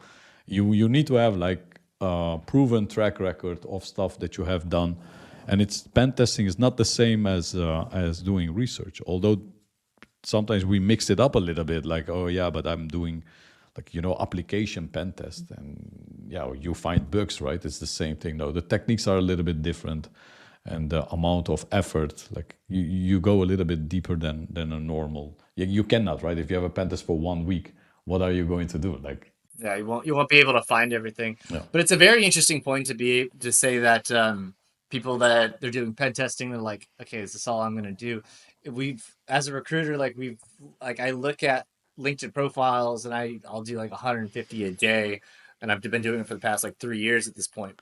And what I've noticed is like it's the 1.5 to 2 year mark for a pen tester as a consultant is where they reach out or I've spoken to them. They're like, yeah, I'm just getting bored, like doing pen Mhm. testing, and like it doesn't matter the tier of the attack.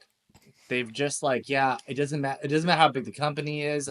They have the same problems, the same vulnerabilities. I'm writing the same report just for different companies, and they want to have a shift in some way. Sometimes they just want to go into one company and just do everything internally, vulnerability management, and just pen testing internally. And other times they do want to potentially make that segment over to security research. But as you're 100% saying is, and it's correct, is that it's just so different. It's another learning curve, and it's a big learning curve. A lot of people think like Yep. it'll be pretty easy because I have my tools, I know security, and while it is true, you do know security and you have your tools. You're gonna have to learn new security stuff. You're gonna have to learn like especially if you're taking apart binaries, right? If you don't know Hmm. programming because you've been using tools the entire time, you're gonna have Hmm. to learn just regular programming, object orientation, memory management, how the operating systems manage everything, and then assembly. If you as you go down, and then Hmm. different disassemblers and decompilers, and then once you learn those how to use them, then you begin the process of trying to find the vulnerabilities, and then you have the history of vulnerability research. The times before we had ASLR, right? Hmm. uh, where things were a little bit easier, and now you have to develop your own gadgets and things like this. So you have to, and it's not something you'll never do it in a week. Maybe you can get better at it in a few months, but it's a dedication, just like you said. And yeah, beside that, also, like, it's a wish that everyone wants. But you also, like, with the management role, we also Mhm. discussed that, right? Whether you Yeah, want to yeah. go that route or not.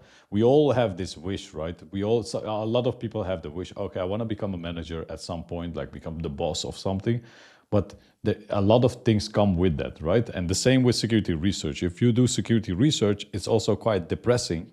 Like, I'll tell you that if you don't find anything and you have been busy for months and months and months, I just recently had that. I'll tell you honestly, like, for months I have been doing research on something, and nothing fruitful came out of there, right? And that's something you have to live with. Everyone who has done pen test knows that feeling, and you want to continue, and then maybe your boss will say, now it's done, now you need to quit. Okay, if we know you might find bugs, if you continue you find bugs.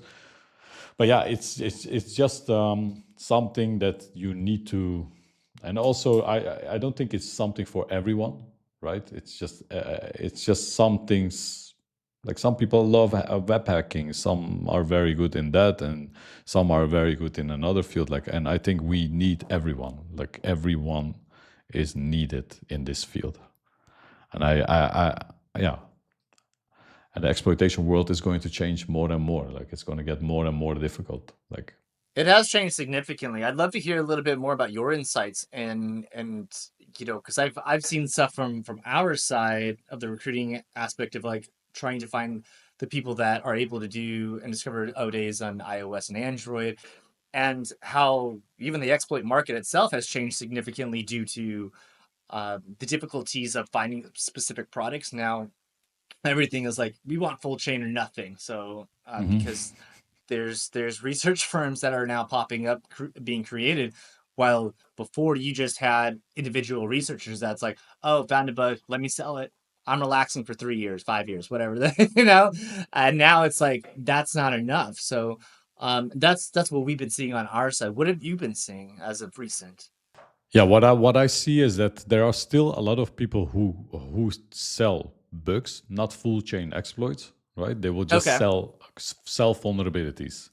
And Okay. from what happens right now is that one single person is not building a full chain exploit, right? Because it's too difficult to Right. have like everything. And there are people who will be able. There are still people who will be able to do that. Like I can guarantee you, there are a lot of people in this world who have the skill set still to do the full chain and everything included from discovery till exploitation, right? You can see that also in quite some articles.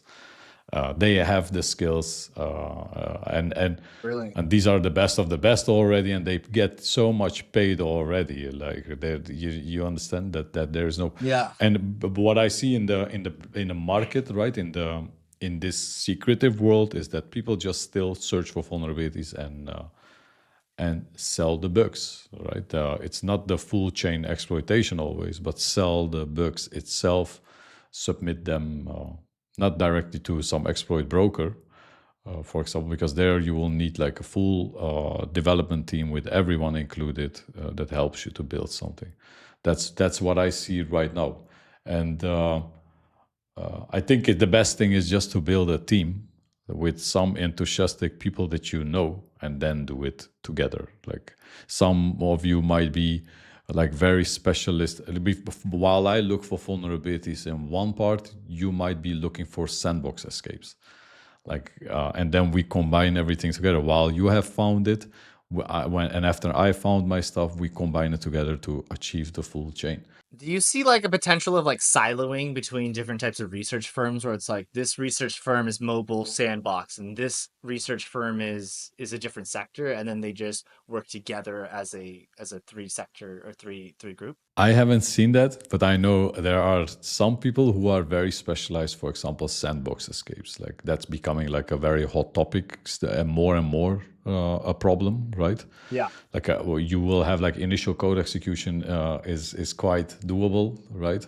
But then the sandbox escape, and then we come into this mobile security world where the chicken in the egg problem have, right. You need to have like a sandbox escape to be able to do the rest of the attack, right? You need to have like a kernel vulnerability to be able to, like it's just a chicken in the egg problem, in my opinion. It becomes more and more like you will not be able to directly exploit, for example, of some vulnerabilities, right, without having like very good like read write primitives in your hand to be able to, yeah. And as we talk about that, would love to hear a bit more about Mobile Hacking Lab and what are some of the courses and things that people can expect from taking it? Yeah, so the first course that we developed was the Android user and fuzzing and exploitation course, which is now online, and we have multiple packages to do that course. And that's like what we aim to do is get people into this field, right? Because it's very difficult. You need to know a lot of stuff to get even do your first baby steps into it. One of the hardest thing that I have noticed in doing this stuff is setting up your lab environment, right? It's very difficult. If you want to do like embedded device hacking and you don't have like experience in it, it's one of the hardest things, right? You need to learn how to set up a lab environment, emulate things. And our course is actually focusing on bringing people who are pen testers, bringing them in a field who have this ambition to go into security research, like, and do this type of work. Now, the second course that's coming out, which we did the first session of at Black Hat, is the Android kernel fuzzing and exploitation course. And so with this, we have the whole series for Android done. So you start with the Android application security course, which is a free course. Only the examination costs money. And that's like the regular like OPSEC course. If you have done that, you can move to the userland fuzzing and exploitation, which will teach you how to find bugs, like memory corruption bugs in Android apps, and exploit those to get initial access. But that means you still have access into the sandbox, right? You are in your application sandbox. In the Android kernel fuzzing and exploitation course, you will get the knowledge to escape that sandbox. And we combine at the end of the course of a technique where you do combine like the full chain exploit in one hit. Like you shoot the exploit, and then because we get a lot of questions from people who do the other, like our Android userland fuzzing exploitation course, telling like, hey, if I download a file in my sandbox and execute it, SE Linux doesn't allow me that. So how do I do that? Like, and then we will teach in the kernel course how to do that. Yeah, it's pretty wild stuff because it thinks you have to be a little bit creative in the way you do certain things. Now, is there a community as well? So, like, if I join, is it possible to talk with other people that are taking the course as well, so we can like talk about ideas? Yeah, so we have a Slack channel where everyone is in there, but not everyone who takes the course joins the Slack channel. I don't know what the exact reason is, but some of them don't join and they still do the course. And yeah, beside that, you can actually chat with everyone, but also schedule one-on-one calls with me and also some of our team members that will privately Wow, help you. that's very valuable. Yeah, so we privately help. So you can just schedule a call because it's difficult material. We would like you to have a good experience, and yeah, and we are actually, because we haven't put the kernel course live, but we might put a restriction in who can do the course. Like we won't allow everyone to do the course. Yeah, there's no need if you have never done anything to go and do the kernel course, right? We just want to prevent people getting frustrated and paying money for nothing. Like we don't, that's not our goal, right? We want people to learn something and go back with satisfaction feeling, not like yeah, that's the goal. Right, that makes sense. Oh, one thing that I want to tell you, Chris, something which is very cool going to come. And I don't want to announce too much things because I learned my Okay, lesson. it'll be a Like teaser. as a beginning entrepreneur guy, I announced a lot of things in the beginning, and I learned the hard way not to announce every time everything that I'm going to do. The problem with that is, as you know, sometimes you cannot make it, right? There are some things happen and you don't make that. So that's why I don't announce everything. But one thing that I can announce already is that we are building a special lab environment, which is going to be different than all the other courses that we have, which is like, yeah, without disclosing too much, but it's going to be focusing on red team assessments, like, Oh, but in a different way. It's going to be a different thing. And once it's done, I can actually showcase you. We can do maybe another session together. I'll show you because I think yeah, that'd be I great. think you will like it. Yeah, that would be great. Maybe we can do like a live lab examples or something like that, and edit it all up and make it really smooth. That would be great. Yes, yes. All right, great. And then I would like to know, you guys are utilizing a new popular product and tool to virtualize the Android environments, right? Yeah, we use Corellium for that, and the reason for that is we want to have this seamlessly integrated environment. And I know Corellium since the first training. Actually, I had quite some conversations before we started Mobile Hacking Lab. I think a year-long conversation with them about how and I'm still very grateful and thankful that they have given me the opportunity actually to do this. Like we had good talks about the stuff, and they helped us actually. Right when we do promotions and stuff, they actually helped also with promoting. Also put them on on their websites. So I think that's good, right? You help each other to become successful. Like if I'm successful, they are successful, and yeah, that's the goal. Yeah, definitely. Who you want to give a shout out to them or the people that you know over at Definitely, I Corellium? want to give shout out to Bill for sure. Like Bill, if you're listening, Bill, Amanda, and everyone who is at Corellium. These guys are amazing, and anyone who's looking to do like a real, like who's interested in using these type of devices, like I can definitely recommend because it saves you so much time, right? To like imagine being it's just difficult to find like rooted devices or jailbroken like jailbreaking devices becomes more and more difficult, right? It's yeah, and sometimes you need them right away. 100%. I can't imagine a world that we don't have like virtualization. I mean, I don't want to imagine a world without virtual machines to help us do our research because they everything prior to that, you had, having to have physical devices was such a slow process. So I think this is going to tremendously, exponentially speed up the time that, exponentially speed up how quickly we'll be producing more research as time goes on. So it's very exciting Yeah, stuff. I agree. And you know what I think also, if we talk about these tooling, I think what Corellium just now did is they built something new, which is called Matrix. And I think for the people who do pen tests, maybe it's a good idea to have a look at that,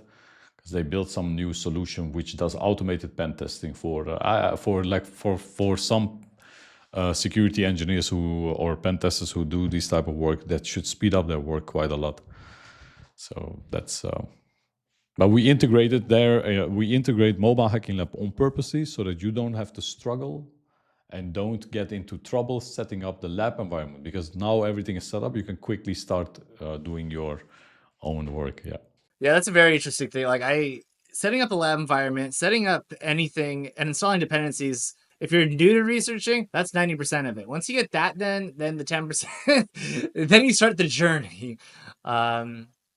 I totally agree with that. Yeah, my journey was very difficult in the beginning, because you need to find the right device and the right firmware, and then load them, and it's just very painful if you have never touched that kind of stuff. Like embedded systems are also like, if you thought Best, you yeah. know security and then you touch like embedded devices, then another world opens. It's like also with Right. cloud security. If you have never touched cloud security and you thought like you were doing pen test, then go ahead, do a cloud pen test. Then you realize, oh shit, I don't know anything. Like it's very cool to see that. Like Yeah, I always call them like the rabbit holes. And it's like, especially when I was learning reverse engineering, I'm like, okay, cool. Like I know a little bit about C, and then I'm like, oh damn, what's assembly? And it's just another rabbit hole. And then you learn about paging and everything. It's a rabbit hole and a rabbit hole, and there's almost no ending if you really want to keep going and growing. yeah, nowadays the guys are now doing CPU research, right? The guys, Right. I think a lot of we have a DevCon group, and one of the guys is working at Google, and he's in our group, and he's like doing CPU research, like you understand, they search for bugs in microcontrollers, like in microcode. Like it's just unbelievable, like how far we are going nowadays. And we have to, because things become more and more secure, right? So we have to go deeper, and yeah, just I respect all these like very heavy research, right? Like some people do, like very. I don't consider myself as on that, like like that. I do this extreme, like very hard research right now. It's also a You time don't thing. consider it? Are you? No, I do it. Like I wish I had the time to do it like full time the whole day, but that's not how life works. That's unfortunately that's. I mean, we could also talk about that because I think we had a few conversations prior to this about just the other things and hobbies that we do outside of cybersecurity. Because a lot of people, especially if you're new, you're like, I love cybersecurity. I need to do this like 90 hours a day. Like you just you just want to keep doing, which is beautiful. But there's always some things where like you can spend other times relaxing or doing other types of things. You don't have to kill yourself to learn, right? Yeah, so one of the hardest things that I have experienced in my life, Chris, in the past, I could just learn and do a lot of learning and be very reckless nights long till the Yeah. morning, just doing stuff. Nowadays, I'll tell you this: if I do too much work, I really get really depressed from it. Like, and I think this is not new for people in cybersecurity. I get extremely depressed. Like, I just need to do something else as well. Like in the past, like I could just do it like non-stop, Yeah. like 24/7, not even like quickly going eating and coming back. Like now I have to be careful with that. Like I notice that I have to be careful, or else it will just cost more than it delivers me. Like, that's. Do you think it's like around the research side where you're spending a lot of time trying to figure out a problem or a challenge, and because that problem's taking longer than maybe the initial time that you believe that you would solve it, that you like retreat back? Do you think Yeah, it's I something like think that or there something there, else there entirely? there are two things which I want to tell everyone in this who's Yeah. listening, is that one thing that you need to take in mind, that is in consideration while going into this field, is that when you do research as a hobby, it's an whole other thing than when you have to do it for work. Once you do it Yes. for work, it's not that fun maybe anymore, you know. So that's yeah, it is because then you have to deliver in a couple of weeks some results, and that pressures you the whole time. Like I need to find something, I need to find something, Right. and that's like this circle of like I need to find something, and then it becomes more and more difficult because you get stressed. And it's the same with pen tests, you know. And but this is a little bit more harder, especially if you have spent like 2 months on something and nothing properly comes out. Like yeah, it's hard to live with that. Like I'll tell you that. And then you know it's maybe not your fault. Maybe the product was good and all that kind of stuff. But yeah, I think you just need to be careful with the research, yeah, because if the research makes you happy when you do it like a hobby, and you do it as work, and it doesn't make you happy anymore, then maybe it's not a thing to do, right? Then you need to just do it because the freedom and the way you feel happy will also help you to produce better results for sure. In other types of things as well. So, Yeah. try it out. If you like it for a career, run with it. If you get tired or you're like getting depressed, yeah, maybe it's time to take a little step back and see, what are the things that you can do. Because it's not, and some researchers, people in general, they'll silo or learn something as a hobby, then they'll go into it as the job, and then they realize they don't really love it. It's one of those. It's like an age old. I heard this when I was really young. It's mechanics when they come home from work, they don't work on their car Yeah, exactly. Yeah. because they're not passionate about it anymore. It's work for them in some cases. So, but in cybersecurity, it's the exact opposite. If you're doing vulnerability research and you're doing this for your job, you are also having to bring that work home with you, especially if you're working at home. So sometimes there's Yeah. no division between the two. So it can be very, very costly on your own mental health. So Yeah, and you see that in our field. A lot of people are dealing with mental health problems, right? If and we, yeah, and that's why I think it's good that everyone knows that. Yeah, you need to do other stuff as well. Take care of yourself. It's very important. This is not the life is not only about finding bugs. Trust me. Yeah, if it very was, true. yeah. Go ahead. If it was, No, if it was like 1990s or 2000s, then yeah, it's. I mean, like at that time, it was easy. You could just pull up something. You it would don't. break when you pull it up. Yeah, exactly. That was the problem at that time. Yeah, yeah. I don't know. It was more fun now to do it that way, right? Now, Right. every thing comes with a new thing. This era comes with new things. You know what?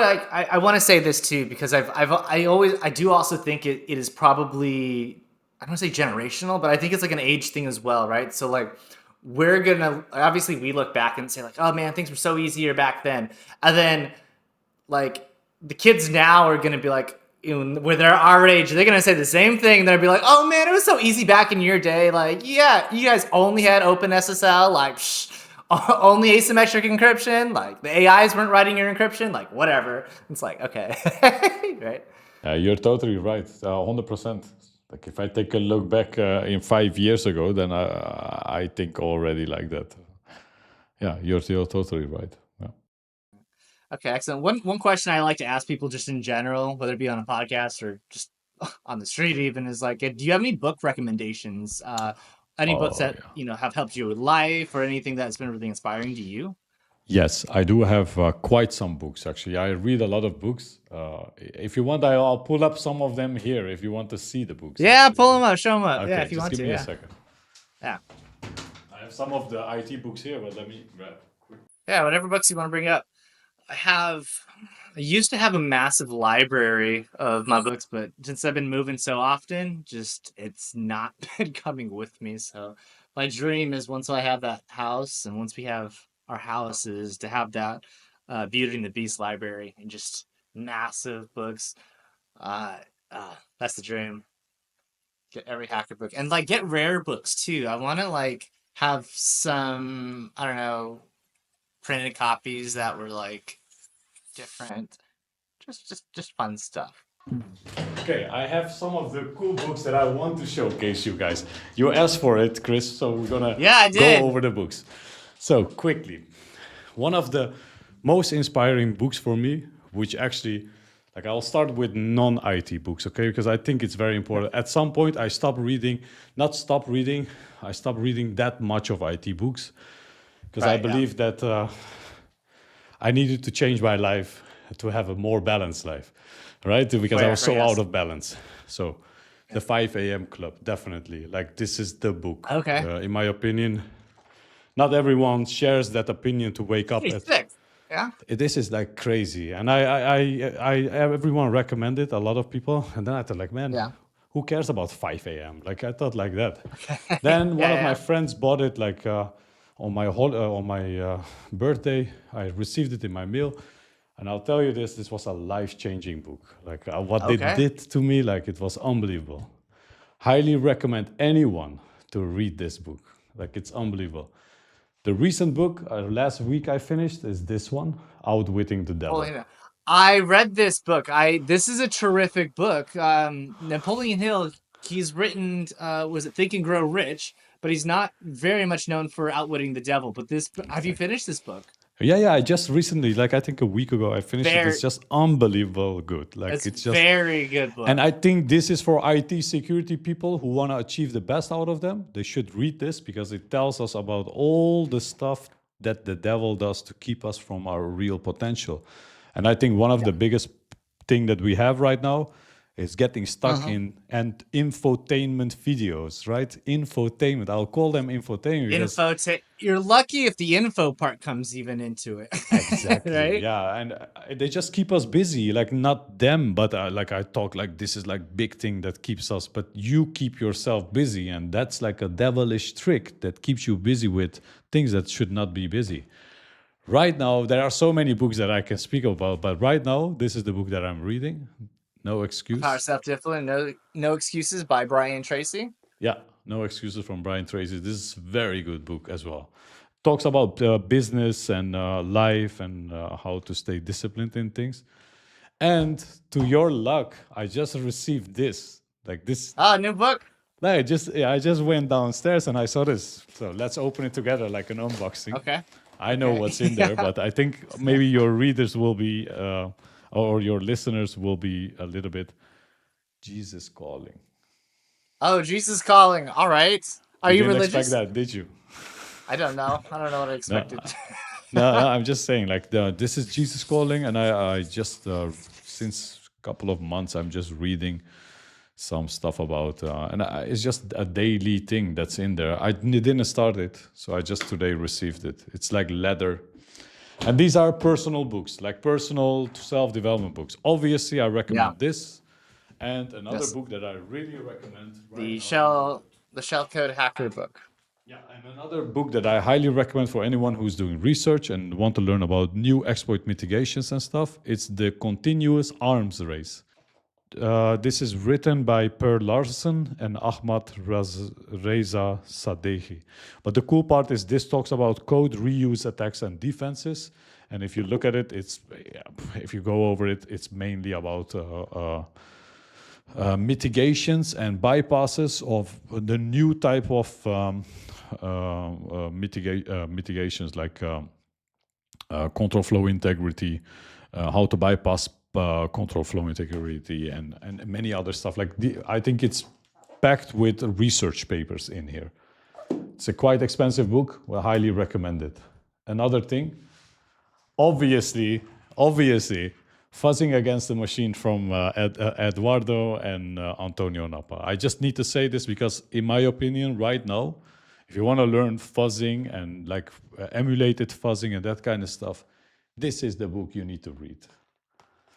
This one, I don't recommend anyone to go into directly because it's very heavy. That's it.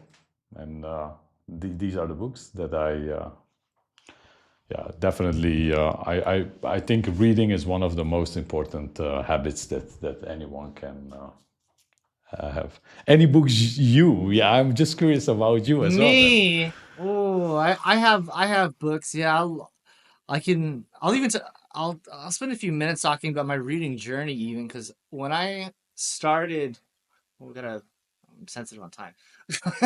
um, when I started reading, I we have the same upbringing in that, like, when I was in high school, it was my freshman year. My guidance counselor said, "Yeah, you're not going to college. Like, basically, give up." So I did. I gave up in high school. I was like, fine, whatever. Um, I had one teacher, and I had one English teacher, and he made us read books, and it was the first time I ever read a book for pleasure. Then I started in college doing it a little bit more, but I got what I was cybersecurity. They were like almost all the books were just technical books. So like I'm like, and I loved it because I'd read a book. I'm like, I like reading technical books because I can do something after I read this book. It's actually valuable, like hacking, like doing something that I care about. So the transition and the payout was the highest like ever even. So like I would get certificates. I got my CompTIA Security Plus because of this. It helped out. Also my CCNA, um, and yeah, I taught myself how to program in C while we were learning Java in class, and I also taught myself Python. So it wasn't until COVID when I go to the gym pretty frequently. I wasn't able to go to the gym, so what I started doing, I started running because the gyms were closed, and so I was just jogging around, and I got tired of my music after like an hour and a half. I'm like, I just I need more music or something. So I shifted that aside, and I was like, let me just listen to audiobooks while I'm jogging. And if anyone has this as an idea or like is skeptical about audiobooks, I'll say that there's two types of audiobooks. One where you can listen because they're telling a story and want you to understand the story. It can be nonfiction. It can be fiction, of course, but they can be nonfiction stories. Um, or books that are so technical where it's like you got to be taking notes. I did both while I was running, and I was like jogging with my iPhone and had notes, and I'm like trying to do this as I'm jogging. I don't recommend. I try to segregate your books between what you're listening to, but I had the goal of one book a month, and I finished like 18 books that year. I'm like very proud of that. That was I think I was very proud of. So, as far as like what books to read, it really depends on where you're at, with your life and your journey. I read a lot of books in being an entrepreneur and around different types of things. Right now, I'm reading Cybers for Builders by Ross Hemlick. I'm sorry if I pronounced your name wrong, Ross, but he's read and he has a lot of articles and on his website, and they're not just like an article where you put in ChatGPT to read it. He has documents and it's like so long of some of his content, but it tells you how to build as a company of cybersecurity and how to build a product from it. There's two types of businesses generally. You have an agency, or you have a product like services, or you have a product type business. And in the Silicon Valley, I've worked at different startups, and I'm more familiar with the architecture of like I have me and my friend, we have an idea, a tech idea. It doesn't even have to be cybersecurity, but we have this product. We want to build it. Okay, great. How do you get investors? What does that look like down the path? How do you evaluate your product in order to potentially receive more investment money or go IPO as public?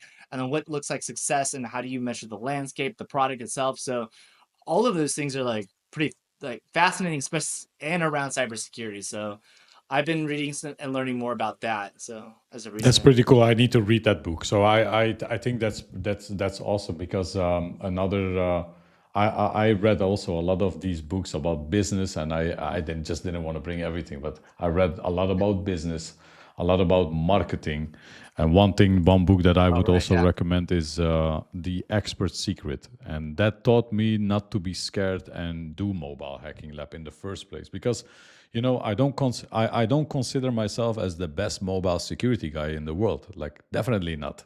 Like for sure not. If I look at some of the people who do now research, like I think that oh my god, I'm just nothing compared to them. But there are a lot of people who want to. What I learned from that book is that a lot of people want to be at the level that I am right now, so I can help them to reach that Yes. level. You understand? So when Yes. you I remove that out of understand. your mind, like, and that book, like The Expert Secret from I don't know his name exactly, but he's also the guy from ClickFunnels, and I learned so much from that. Like it Russ Hanneman, not Russ Hanneman. It's Russell Branson. Russell Russell Branson. Yes, Branson. yes, exactly.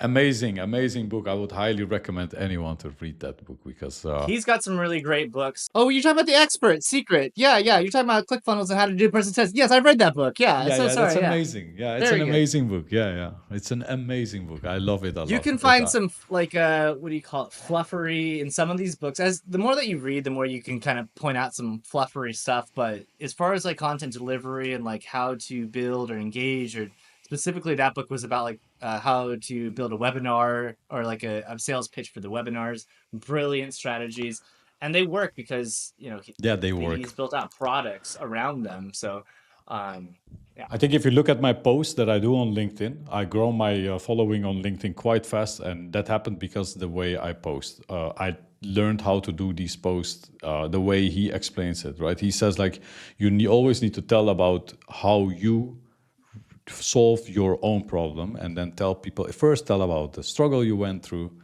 and then how you solved it, and then say, hey, I solved it, so here are some things how you can solve it. For some reason, that structure works very good, like in everything.